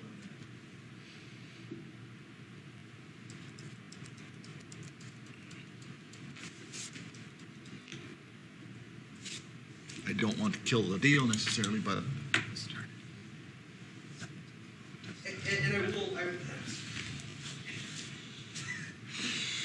I will say that I'm not trying to not work with the city and with the council. Had we been told in late January, hey, you need to get this plan, and we maybe would have been able to work something out and plan accordingly. It just seems to me that the city administrator has at every turn had some sort of issue with this project. And he's been helpful, but there's been a hump, and we've overcome that hump, and then there's been something else. When we get the plan and profile, maybe then we'll have to argue more about the sidewalks. It just seems to me that, you know, we're not asking for funds. I sat here and I heard all the discussion on funds. Asking for funds, these people are putting in their own sewers, their own water, and their own power.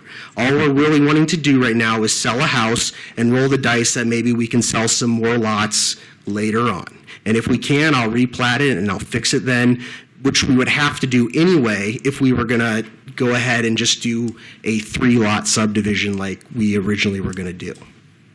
Is there a way to assure that other than just your word here today, which will be on tape? Sure, on YouTube, right? Yes, it's I'm there. excited. But I'd rather see it in writing. Certainly, your what intention to replot? If we can get access? Yes. And when we sell those lots? Yes. I certainly would put that in writing for you, certainly, yes. Okay, so I asked for roll call on that motion to postpone it until we hear back from the county. So we'll have roll call on that motion. Brewster. No. Kent. Aye. Eggers. No. Geels. No. Okay, on to the rezoning request. No, I would like to make another motion, if I could. Okay, I would like to move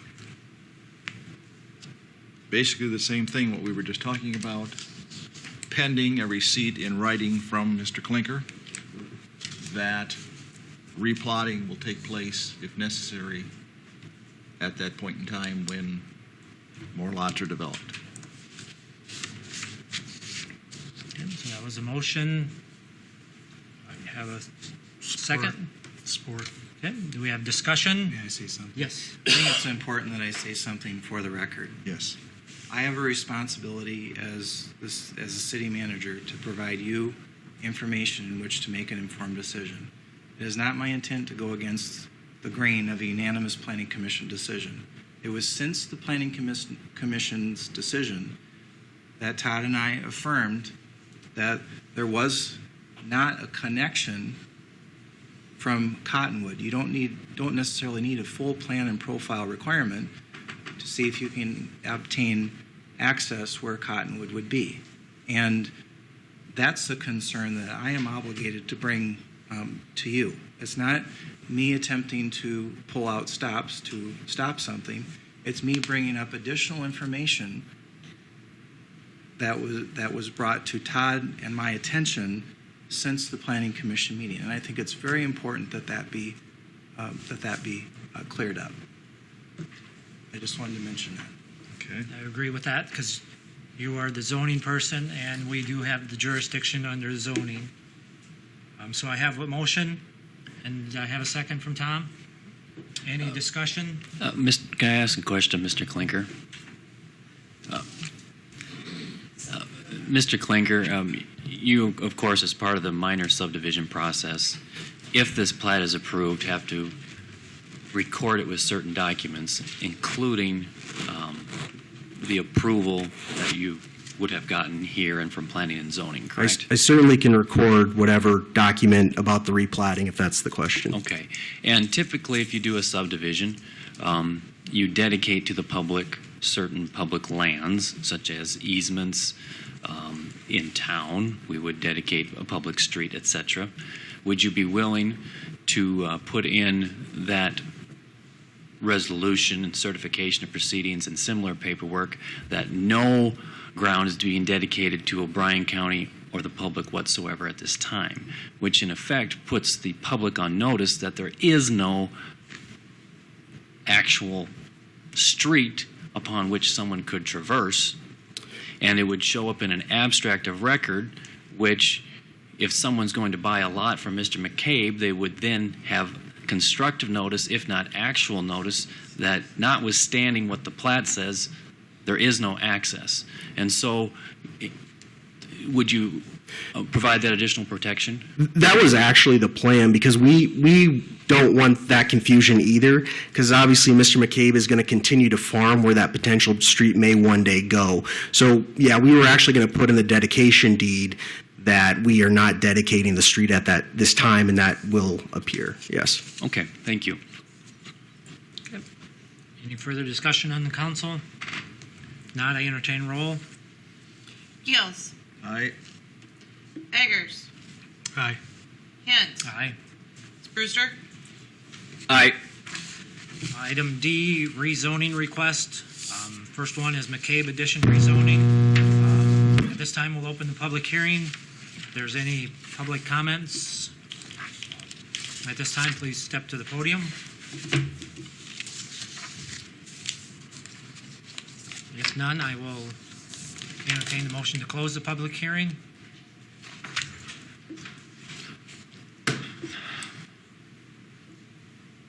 So moved. Support. Roll call, please. Hint. Aye. Brewster. Aye. Gills. Aye. Eggers. Aye. Item number 2, consider Planning and Zoning Commission's recommendation to approve zoning from agriculture to subdivision residential, not parcel C, and waive any sidewalk installation requirements per zoning code until annexed. So moved. Support. Discussion? If none, I entertain a motion. Roll call. Brewster. Aye. Keels. Aye. Eggers. Aye. Hint. Aye. Next item, Bulkema property rezoning. That is 1202 South 3rd Avenue. At this time, I entertain, public hearing is open.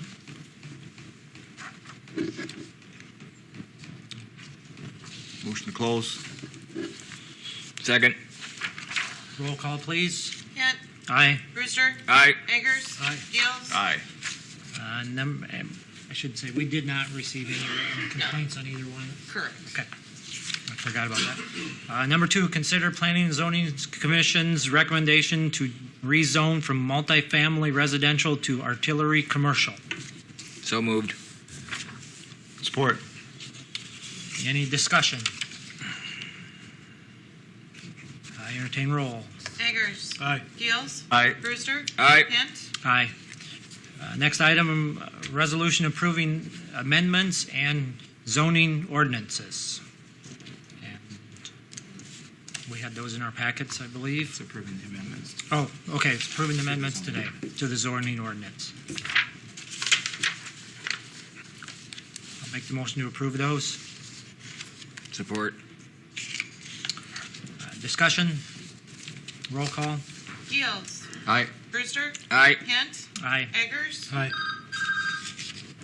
First reading of the ordinance rezoning McCabe Edition and the Bulkema property. So we need a motion on that. So moved. Support. Discussion? Does your motion include a waiver to the second reading then? It would be, yes. Yeah. Okay, to the second reading. Roll call? Third too, right? Yeah, I'm confused, sorry. I'm sorry, I didn't articulate that well. Are you wanting to move it to a second, or are you wanting to waive The second. and or third? Oh, I think it goes second and third. Waive them both? Yes. Yes. Okay. So we have that. This is the first reading. We'll move it to the second reading of the both McCabe and the Bulkema project property rezonings. Sorry, I think Tom was saying waive them. Yeah. Oh, you want to waive them? Yeah, I'd motion to waive. To waive all 3 readings? The final two. The final. Final 2? Doing them today. Okay. Okay, so we're going to waive all the readings today. In a sense. Approving first reading and Approving waiving And first, waive- waiving okay. second, and third. Okay, I got that clear now. Okay, as long as we're clear on that, I'll entertain roll call. Keels. Aye. Eggers. Aye. Brewster. Aye. Hint. Aye.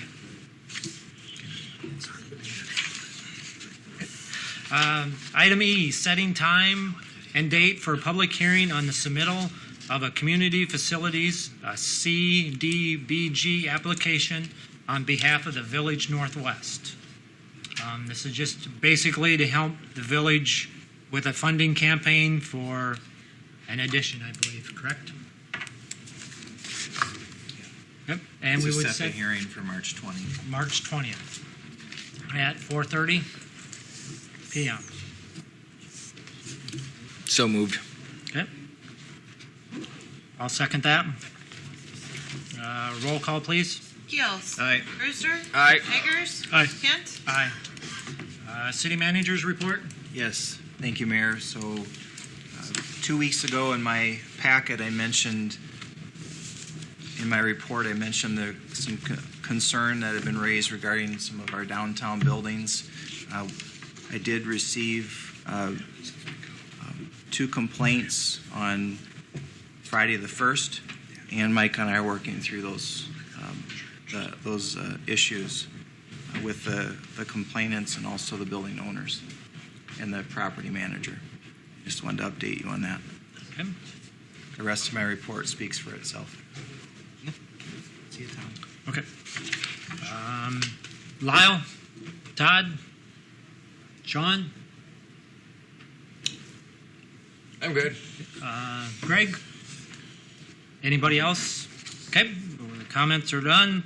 And now we'll enter the Emergency Services Mid-America Franchise Agreement Fee Workshop. We've had it draft in your packet of the franchise agreement.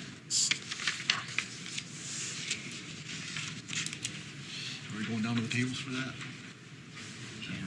It's up to you guys if you want to, or if you want to just keep moving Sure. along. That gives others a good opportunity to vacate if they want to leave. Okay. We'll take a quick stay, but you don't. minute, and we'll move down to the tables, and then we'll continue.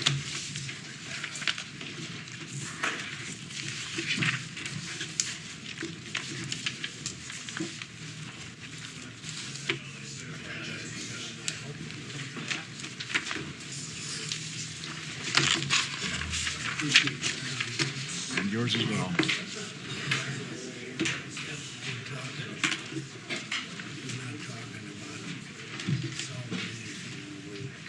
No, we aren't, and we're working on it. Yeah.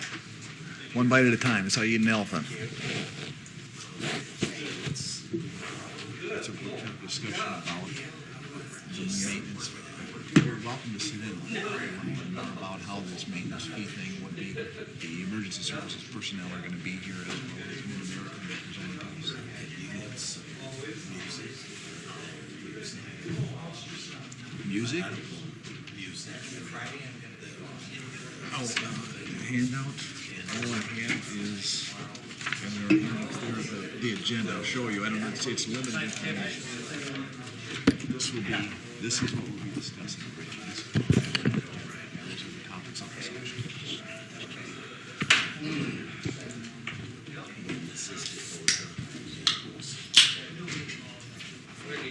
The franchise agreement, there's no date been set. It's like sometime before the next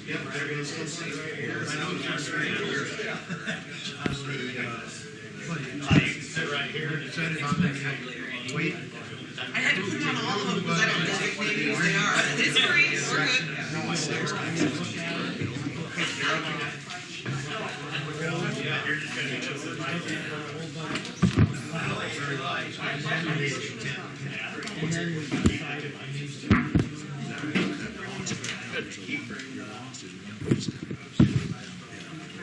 Where do you want to sit in? I'll go to the right.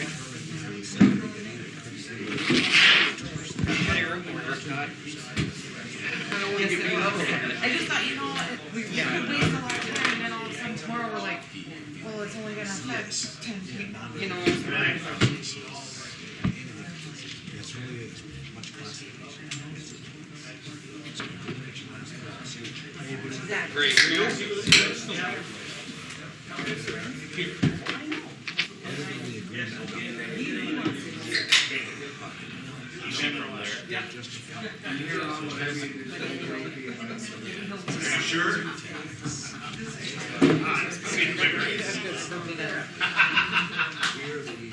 For lack of second. I'll just say Someone makes a motion and they vote no on their own motion. Good go-work. What are we doing here? Really? Man, like, this is what I'm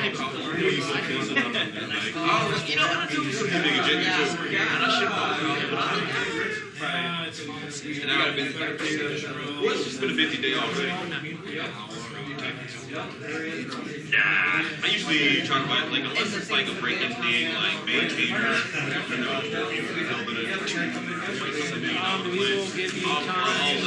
I'll let wait. I usually like to be I'm already took the meeting, so we're already online. And like, yeah, I like kind of focusing like all post sports. Just to make it feel like that. I wrote my story right there. And we looked at her phone. She's like, stupid stories already online. Like, yeah. I can't post an iPad like this if I need to. But yeah, most of the time, like, they want to know what's happening. Like, a lot of things are right there. They don't see everything. Like I said, this is like major moves. Like, I wanted people to take notes. Use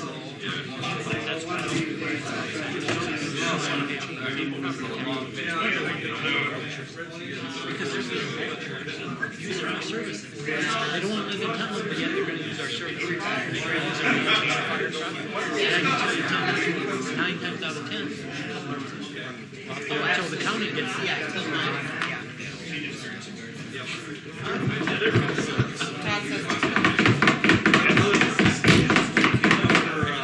Since he doesn't have any gavel. We don't have a gavel. Down there now. You got everything? I sailed back. I didn't think it would hurt to. Suppose I better. See you guys. Yeah, I'll keep my person now.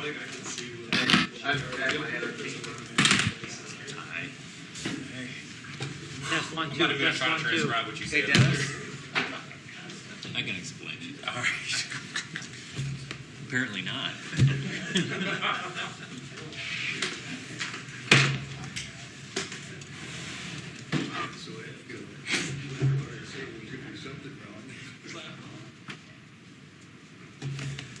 Okay, we'll get started on the Emergency Services Mid-America Franchise Agreement Committee Workshop. Before us in our packets, we've had the draft of the franchise agreement. So we have any discussion. Sam, do you want to lead us on that?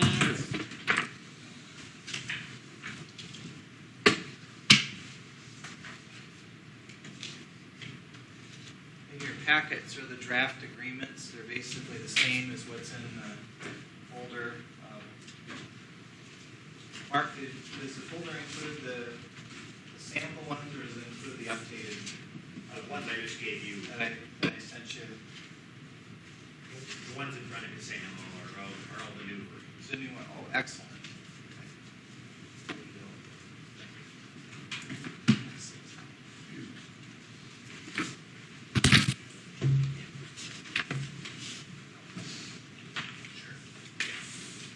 you have any extras for the press table? I thought I had 10. I gave one to Alice.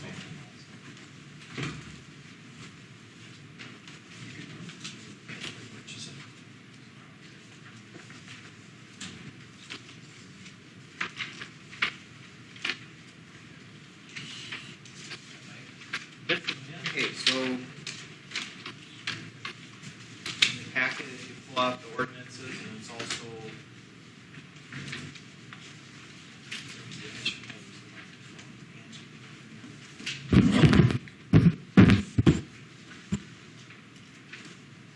So in your packet are the two updated ordinances. What differentiates this ordinance from, or these ordinances from the model ordinances that you saw a few weeks ago is these have the 15-year language with 5-year reopener. Correct, Mark? Yes. The fee is left blank as previously directed, and we also included in section 13, page 4, the customer classes or groups that would be exempted if there ultimately was a fee, which we can get into later. The draft franchise agreements are fairly straightforward. It would require 3 readings. You could waive second and third. You could also go through all 3 readings. And I think I don't think there's anything more that I have to add to that other than when we get to the invitation to the upcoming meetings that we put a draft invitation that we could put on city letterhead, and we can talk about that when we get to item D.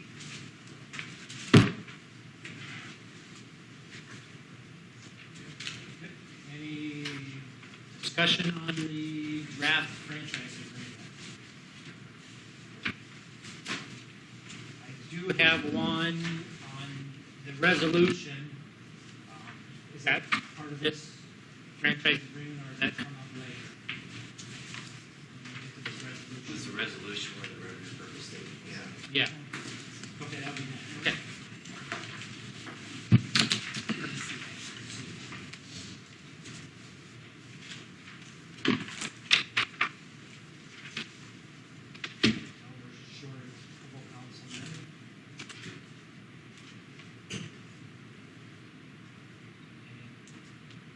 Concerns, comments from the other 2 council members? Any more time to look through them?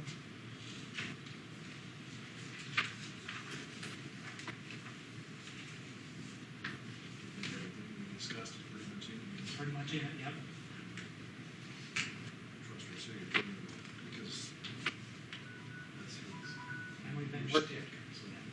We've been working back and forth with them. At this point, I think the main point is for you to look at those, I would call negotiable items, like how long is it, who's in, who's out, those type of things, before we would put this in final form. Of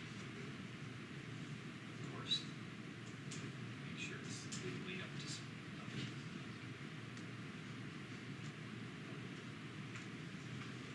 And again, tonight's discussion is not a reading per se, it's simply an initial presentation. Okay.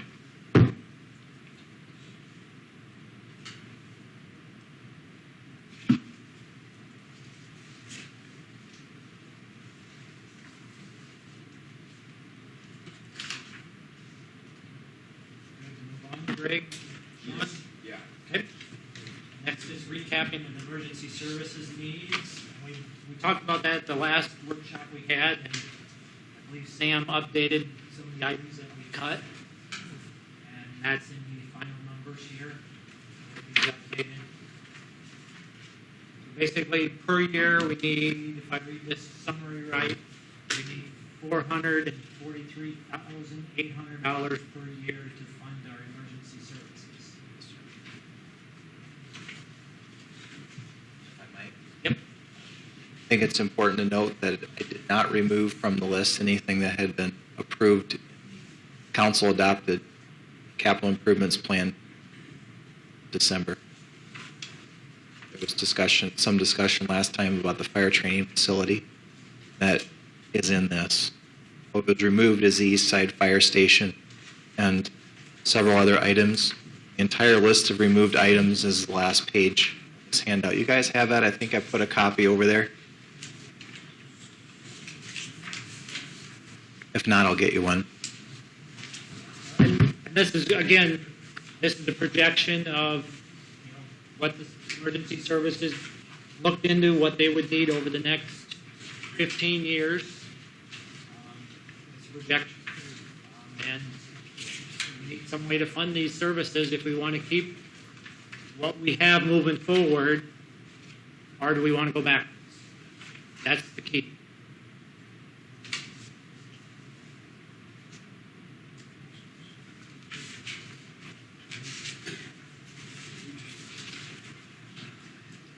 Given a lot of thoughts, and I don't want to sound anti-emergency service, anti-fire department or anything, but the training facility, the 300,000, when the nearest one now is in Sioux City, Fort Dodge, if they're both. I'm not convinced that that's a necessary capital expenditure, and that sounds a little hard-hearted saying that when you're trying to put a price in safety. Yeah, I mean, and then that's what the committee, we asked the committee and the department. I appreciate it, and I think it would be a good thing, but That thing's been out for, we've had that on the last 3 years capital improvement plan. So it's nothing new to us as a council.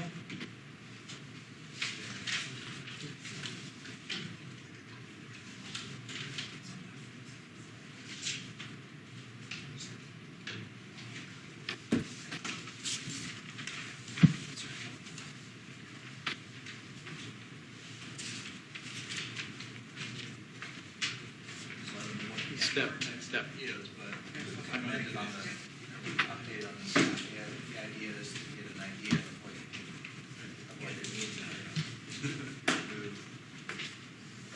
Because I think this, I'm getting comments back. I think this is going to be a difficult thing to convince the public that we need. I'm for the agreement, but I'm also very mindful of comments that we received. And I've gotten a couple, not many yet, but some. And so, if there's somebody interpret that as over and above. If I might, Brent. Yep. Just procedurally speaking, that is that since it was in the council adopted plan, I didn't remove it. But the council can remove it from the CIP. That's price. I don't want, but I don't want to take it out just because Greg said so. It really doesn't affect the overall ask that much spread over 15 years. For clarification, nothing in the CIP is approved to purchase or construct.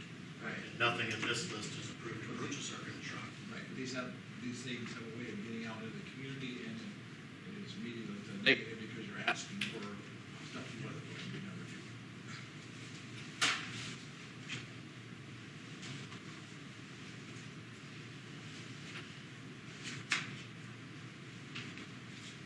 Other than that, yeah.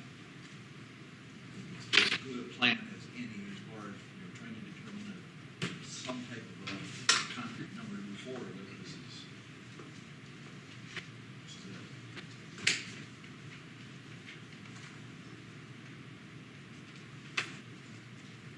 Any further discussion on the needs? Then we'll review the financial fee revenue proposal purpose statement.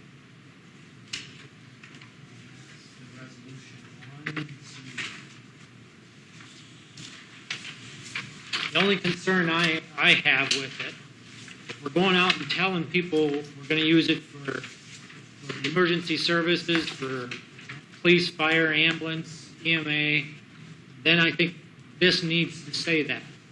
I think this leaves a blank check for future councils to have an open checkbook with this money. When we put in property tax relief, construction, reconstruction, repair of equipment, remodeling, utilities, public transportation, repair of streets, highway, bridges,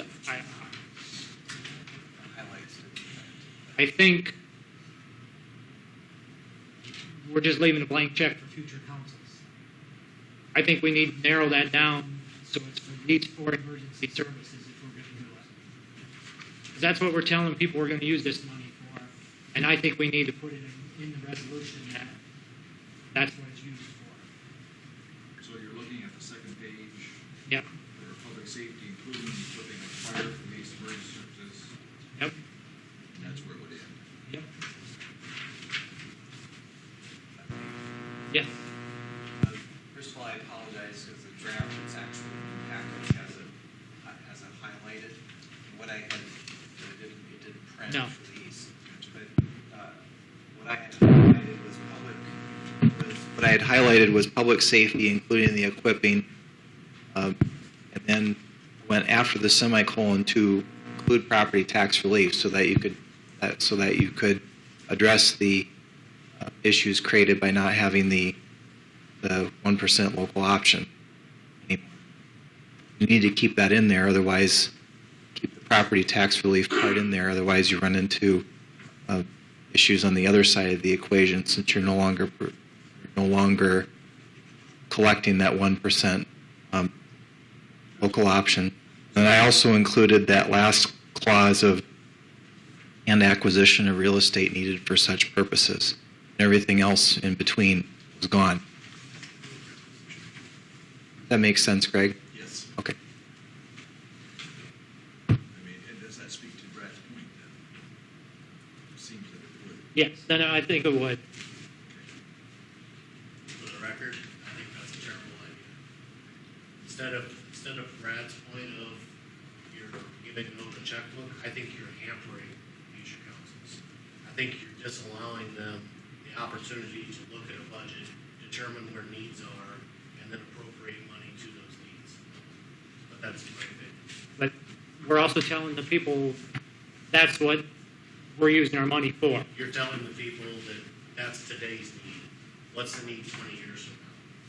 Then we'll decide that when this contract's up and we have to renew it. I don't want to argue. I'm just stating a fact. Yeah. I think you're hampering future councils. That's my opinion. See, and I think we're binding future councils. No, because they'll change the agreement if they need to. But it's a lot harder. They have to do it through resolutions. So there's public input too.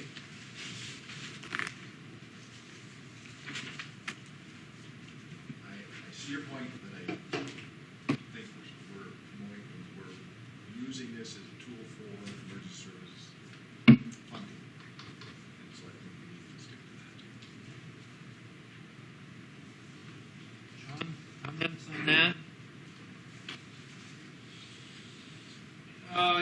Both ways make sense, but I am definitely in favor of allocating this money as emergency services, with the thought that once the emergency services come out of our other money, we should hopefully have enough money to spend on everything else. You wouldn't be able to. You wouldn't be able to spend this money on anything else if that's the way you put it. Because of the 1% we're losing. No, because you're saying this is only emergency services. So anything that's left over still stays with emergency Yes. services. Okay, I wasn't sure. But what I'm saying Maybe is, I misunderstood. all the money that we spend now on emergency services from the general fund, from whatever sources they're coming from. That would be in addition. Yes, Yeah. we'll have that money for.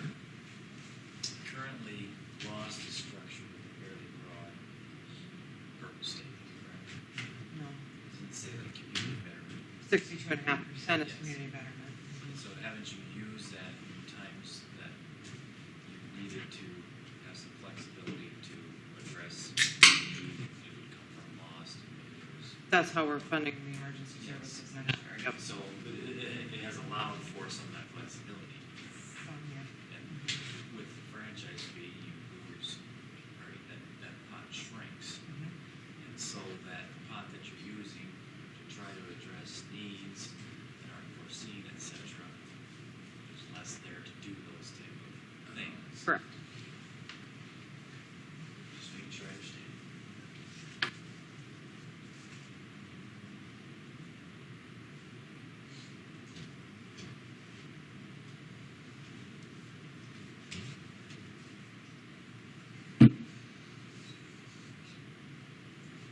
Other discussion? Based on this discussion, I'll amend the Okay. purpose statement accordingly for future folders when we have our meetings. Sam, just so I understand the process here today, it's basically a workshop process where we get ideas out, right? You're not approving No. anything, including this revenue purpose. Right. Mark, did you have something? I was just going to add, Mid-American's neutral on the revenue purpose statement, so it's exactly what you all want to do as a community and what you want to cover in that statement. To Todd's point a little bit, you can amend it, as future city council can amend the resolution. I would defer to Mike on that, but we've had two communities that have done that. They've taken the route you're talking about, a little more of a stricter use for the revenues, and then a couple years later found out they wanted to use the money for something else. So they did create a new revenue purpose statement down the line. Yep. Thank you. Any other discussion on this part? Mind if I back up and ask Mark one Sure. question? Yep, go ahead. Mark, I forgot to ask this when we were talking about the ordinances, and you and I have talked previously about this. I had a citizen ask about the burying of utilities, which is a community improvement matter, and it's also a safety matter for your workers. Obviously, it's very expensive to bury all of the utilities, but the point that was made by the citizen is that if it was a municipal utility, it would likely be a priority of this of the city to bury lines at least in downtown, maybe along the growth corridor, like along south end of town, et cetera. What is your response to that? It would be outside the parameters of the franchise discussion. To a certain extent, we're also limited on what we can do by Iowa law. Craig has a little more knowledge about this as well, but it's hard to put. Could we get this on the microphone? Sure. Okay. We've had a couple of instances like this, 2 and 4 Dodge, for example. If you come in on Highway 20 in front of the hospital there, they wanted to bury all their lines. They put that back as a surcharge on the customers in 4 Dodge because it's basically only benefiting the people in 4 Dodge, or in this case, Sheldon. So would you, as a ratepayer in Sheldon, want to pay for an improvement in Fort Dodge or Charles City or wherever it is? So that's how the Iowa Utilities Board looks at that kind of a process. The other factor for some of the undergrounding is then it also would be somewhat expensive to those customers, because instead of the underground services now, or overhead services now, they would all have to put that on the ground level or underground, and that would be borne back on the customers to do that.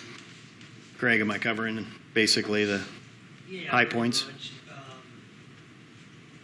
Like Mark said, the incentives, if you pay for it, if there's no project pushing that forward, the other rate-based payers are going to have to pay for that, and somewhere else.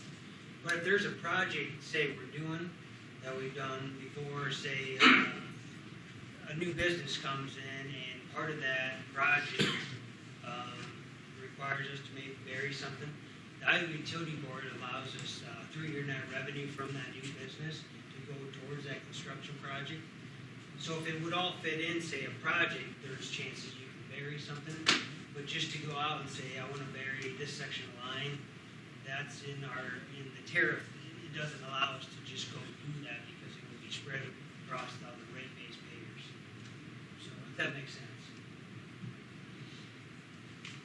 If it was a new housing development, for example, we do underground all of that services, and then Anything new, we typically go underground, industrial parks, housing additions, that's all standard to be put underground.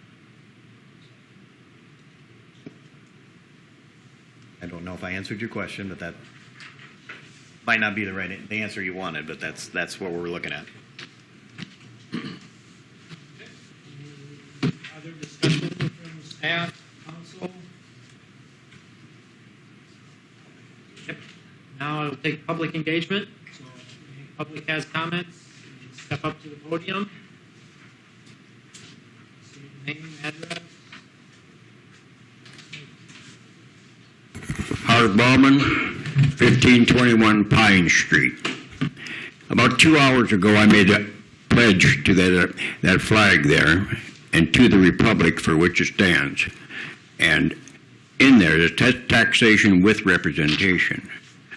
I'm not for this particular thing at all, because I want it to go to a democratic way. Let the citizens of this town vote on it. If they approve it, that's fine. If they don't, I'm a retired person. I'm on a fixed income. It's not going to get unfixed. It's going to stay the way it is. Well, no, I had a big raise in Social Security. Yeah. Anyway, I'm talking from the past. I've been retired for almost a quarter century. Before that, I was a negotiator for the teachers. And one of the things that we did, we were always constrained by what is the cost to the district? What is the cost to the district? And there was only a certain amount of money that was available. And what happens if you didn't have that amount of money available? You cut staff. Or you reorganized something in there. That's what you did. That's how you solved your budget problems. And I don't see how it's changed anyway. I don't see how the civic one is any different than the school one. I fought as the chief negotiator for years and years, so I'm quite aware of that particular problem. Do you have any questions?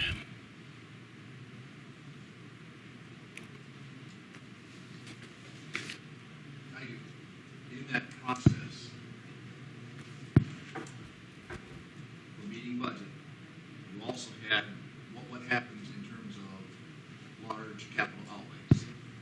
The physical plant levy, for instance. Yes, that went to voters, though. Yeah, that part of it, but in terms of just, you said we knew what our funding was and we had to meet that. Well, to a point, but if there were needs above and beyond the day-to-day operation of the school, you did have means to bring in additional revenue, correct? I wasn't in that particular part. I didn't have it. As a negotiator, I'm on the union side. from a school point of view, I think we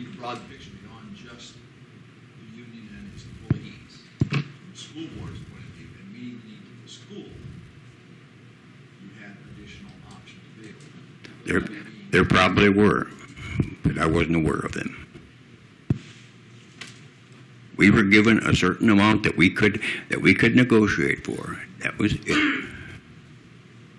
And each side brought their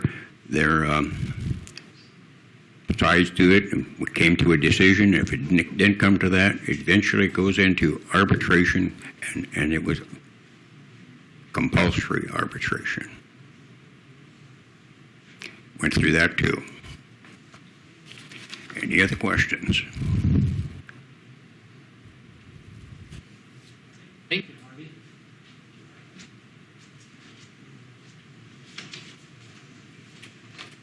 Yeah, I'm Marvin Rayson. Greg, that one question you asked Harvey, I wasn't on the school board, but I was quite engaged in their budget look at things, and on the PEPO committee at one time. School finances works a whole lot different than the city. I mean, it's apples and oranges because it works for you get so much per student and so forth. And as far as they had a special levy that we voted for, Greg, and in that we made sure you can check with Mr. Worley on this because he was on the board. We made sure that in there that nobody could change what that money was spent for.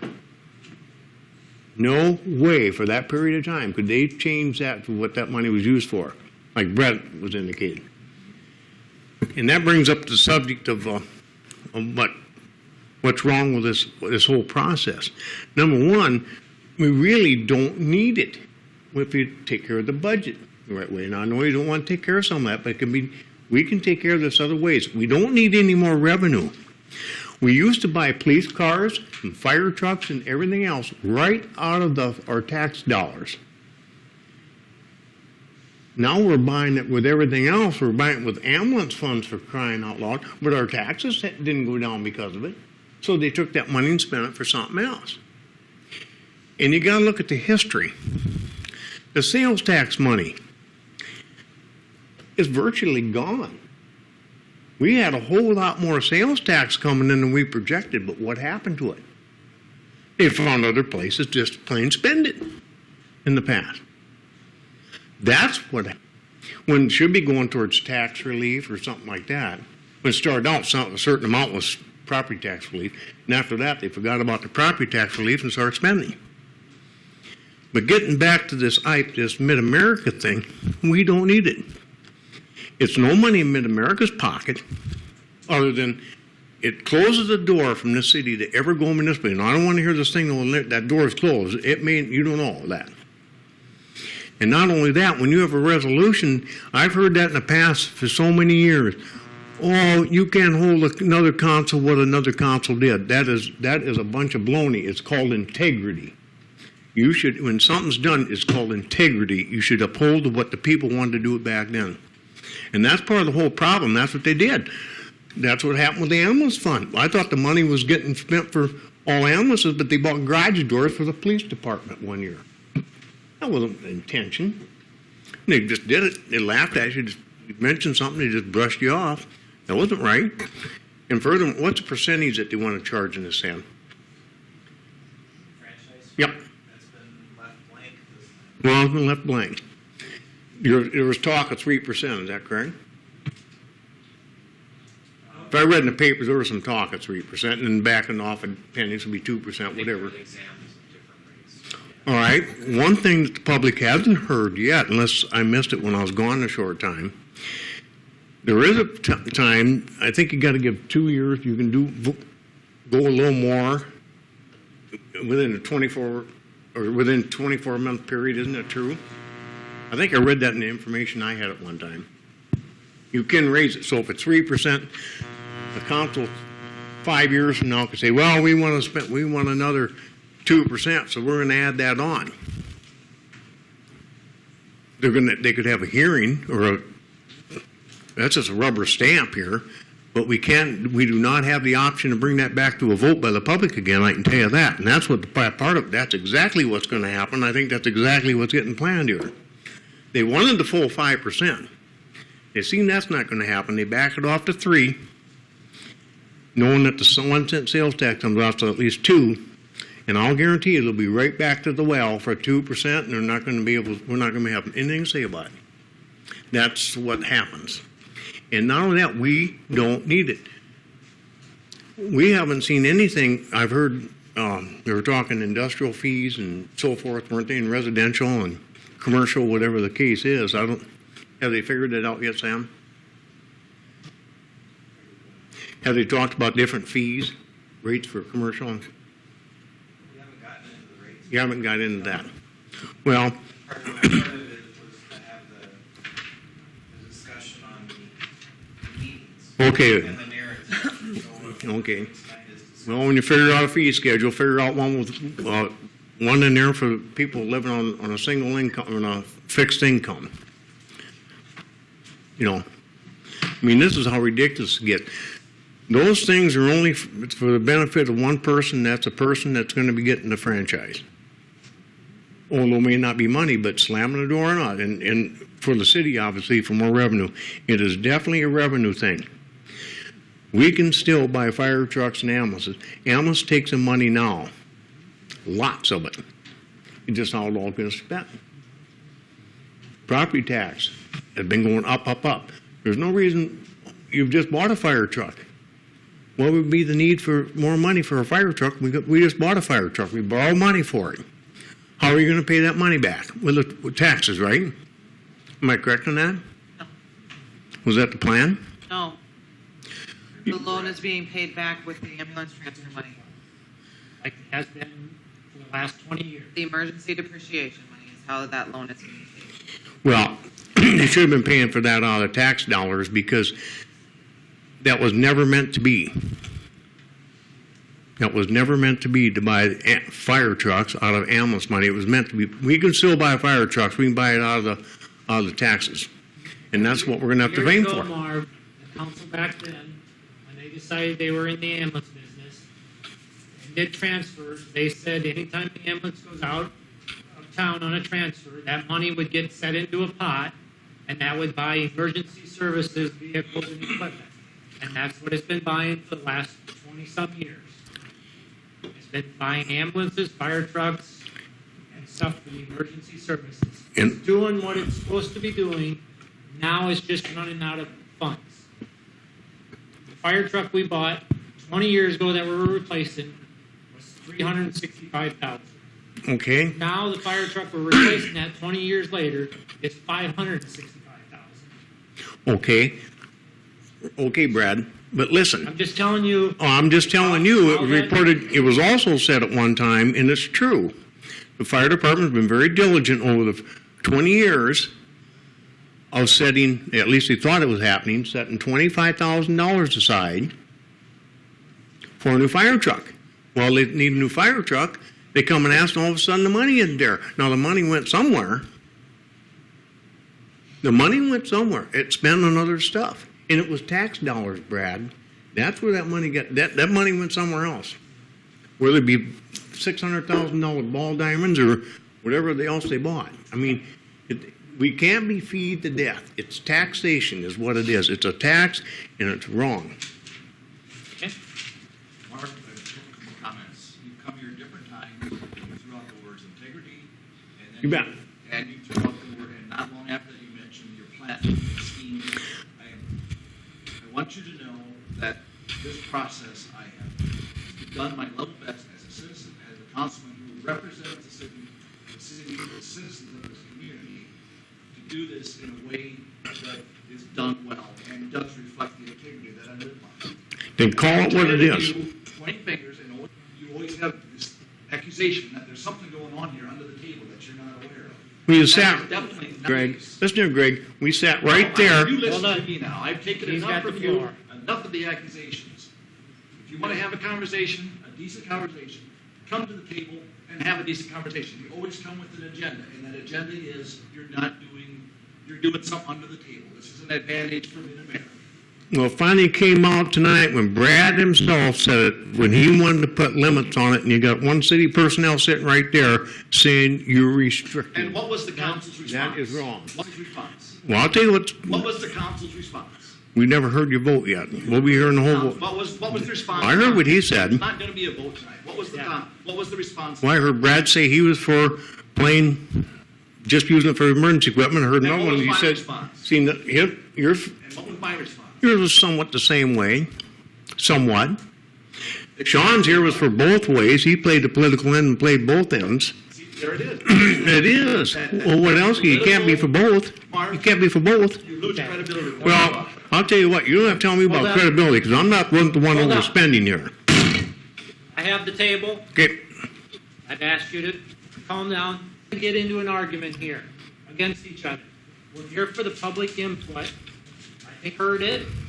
We're starting to ramble on. We need to know what's good for the community, both city and citizens, and that's what we're trying to do here tonight, is get to a good plan. Todd and staff can have discussion with council. That's good communication between staff and council. So, with that said, Marv, is there any more new information you want to tell us? Yeah, get on your voting shoes. Thank you. Any other public comments at this time? Coming up, we do have a letter that will be going out talking about this possibility of the Mid-America franchise and a franchise fee.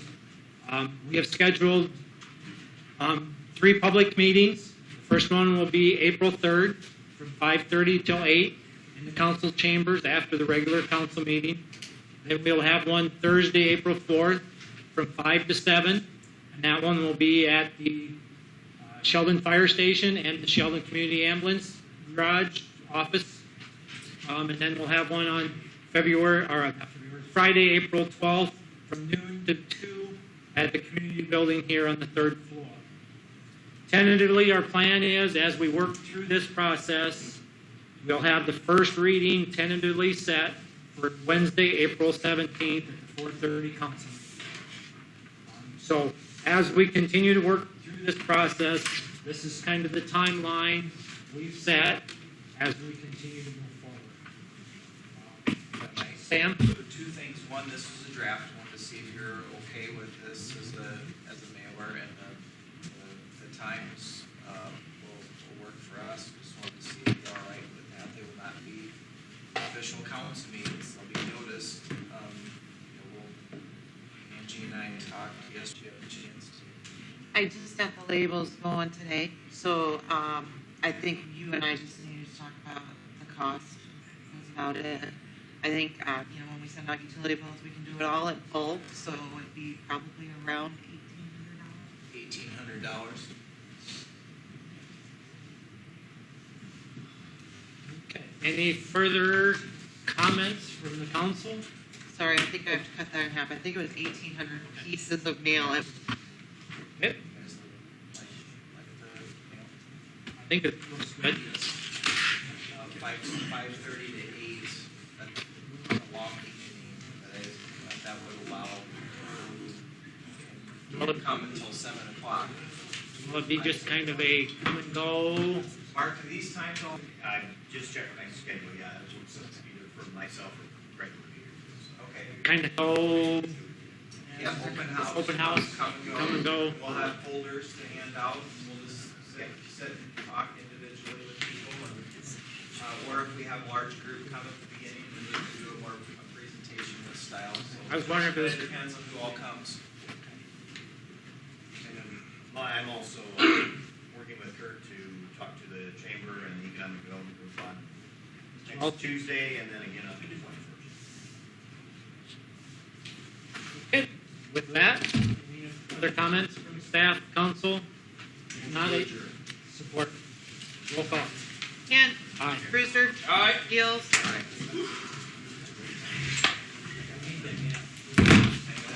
You need the gavel. My writing, my I was looking, last time I seen that here for the wording of where the money guy went. Both. That's the revenue.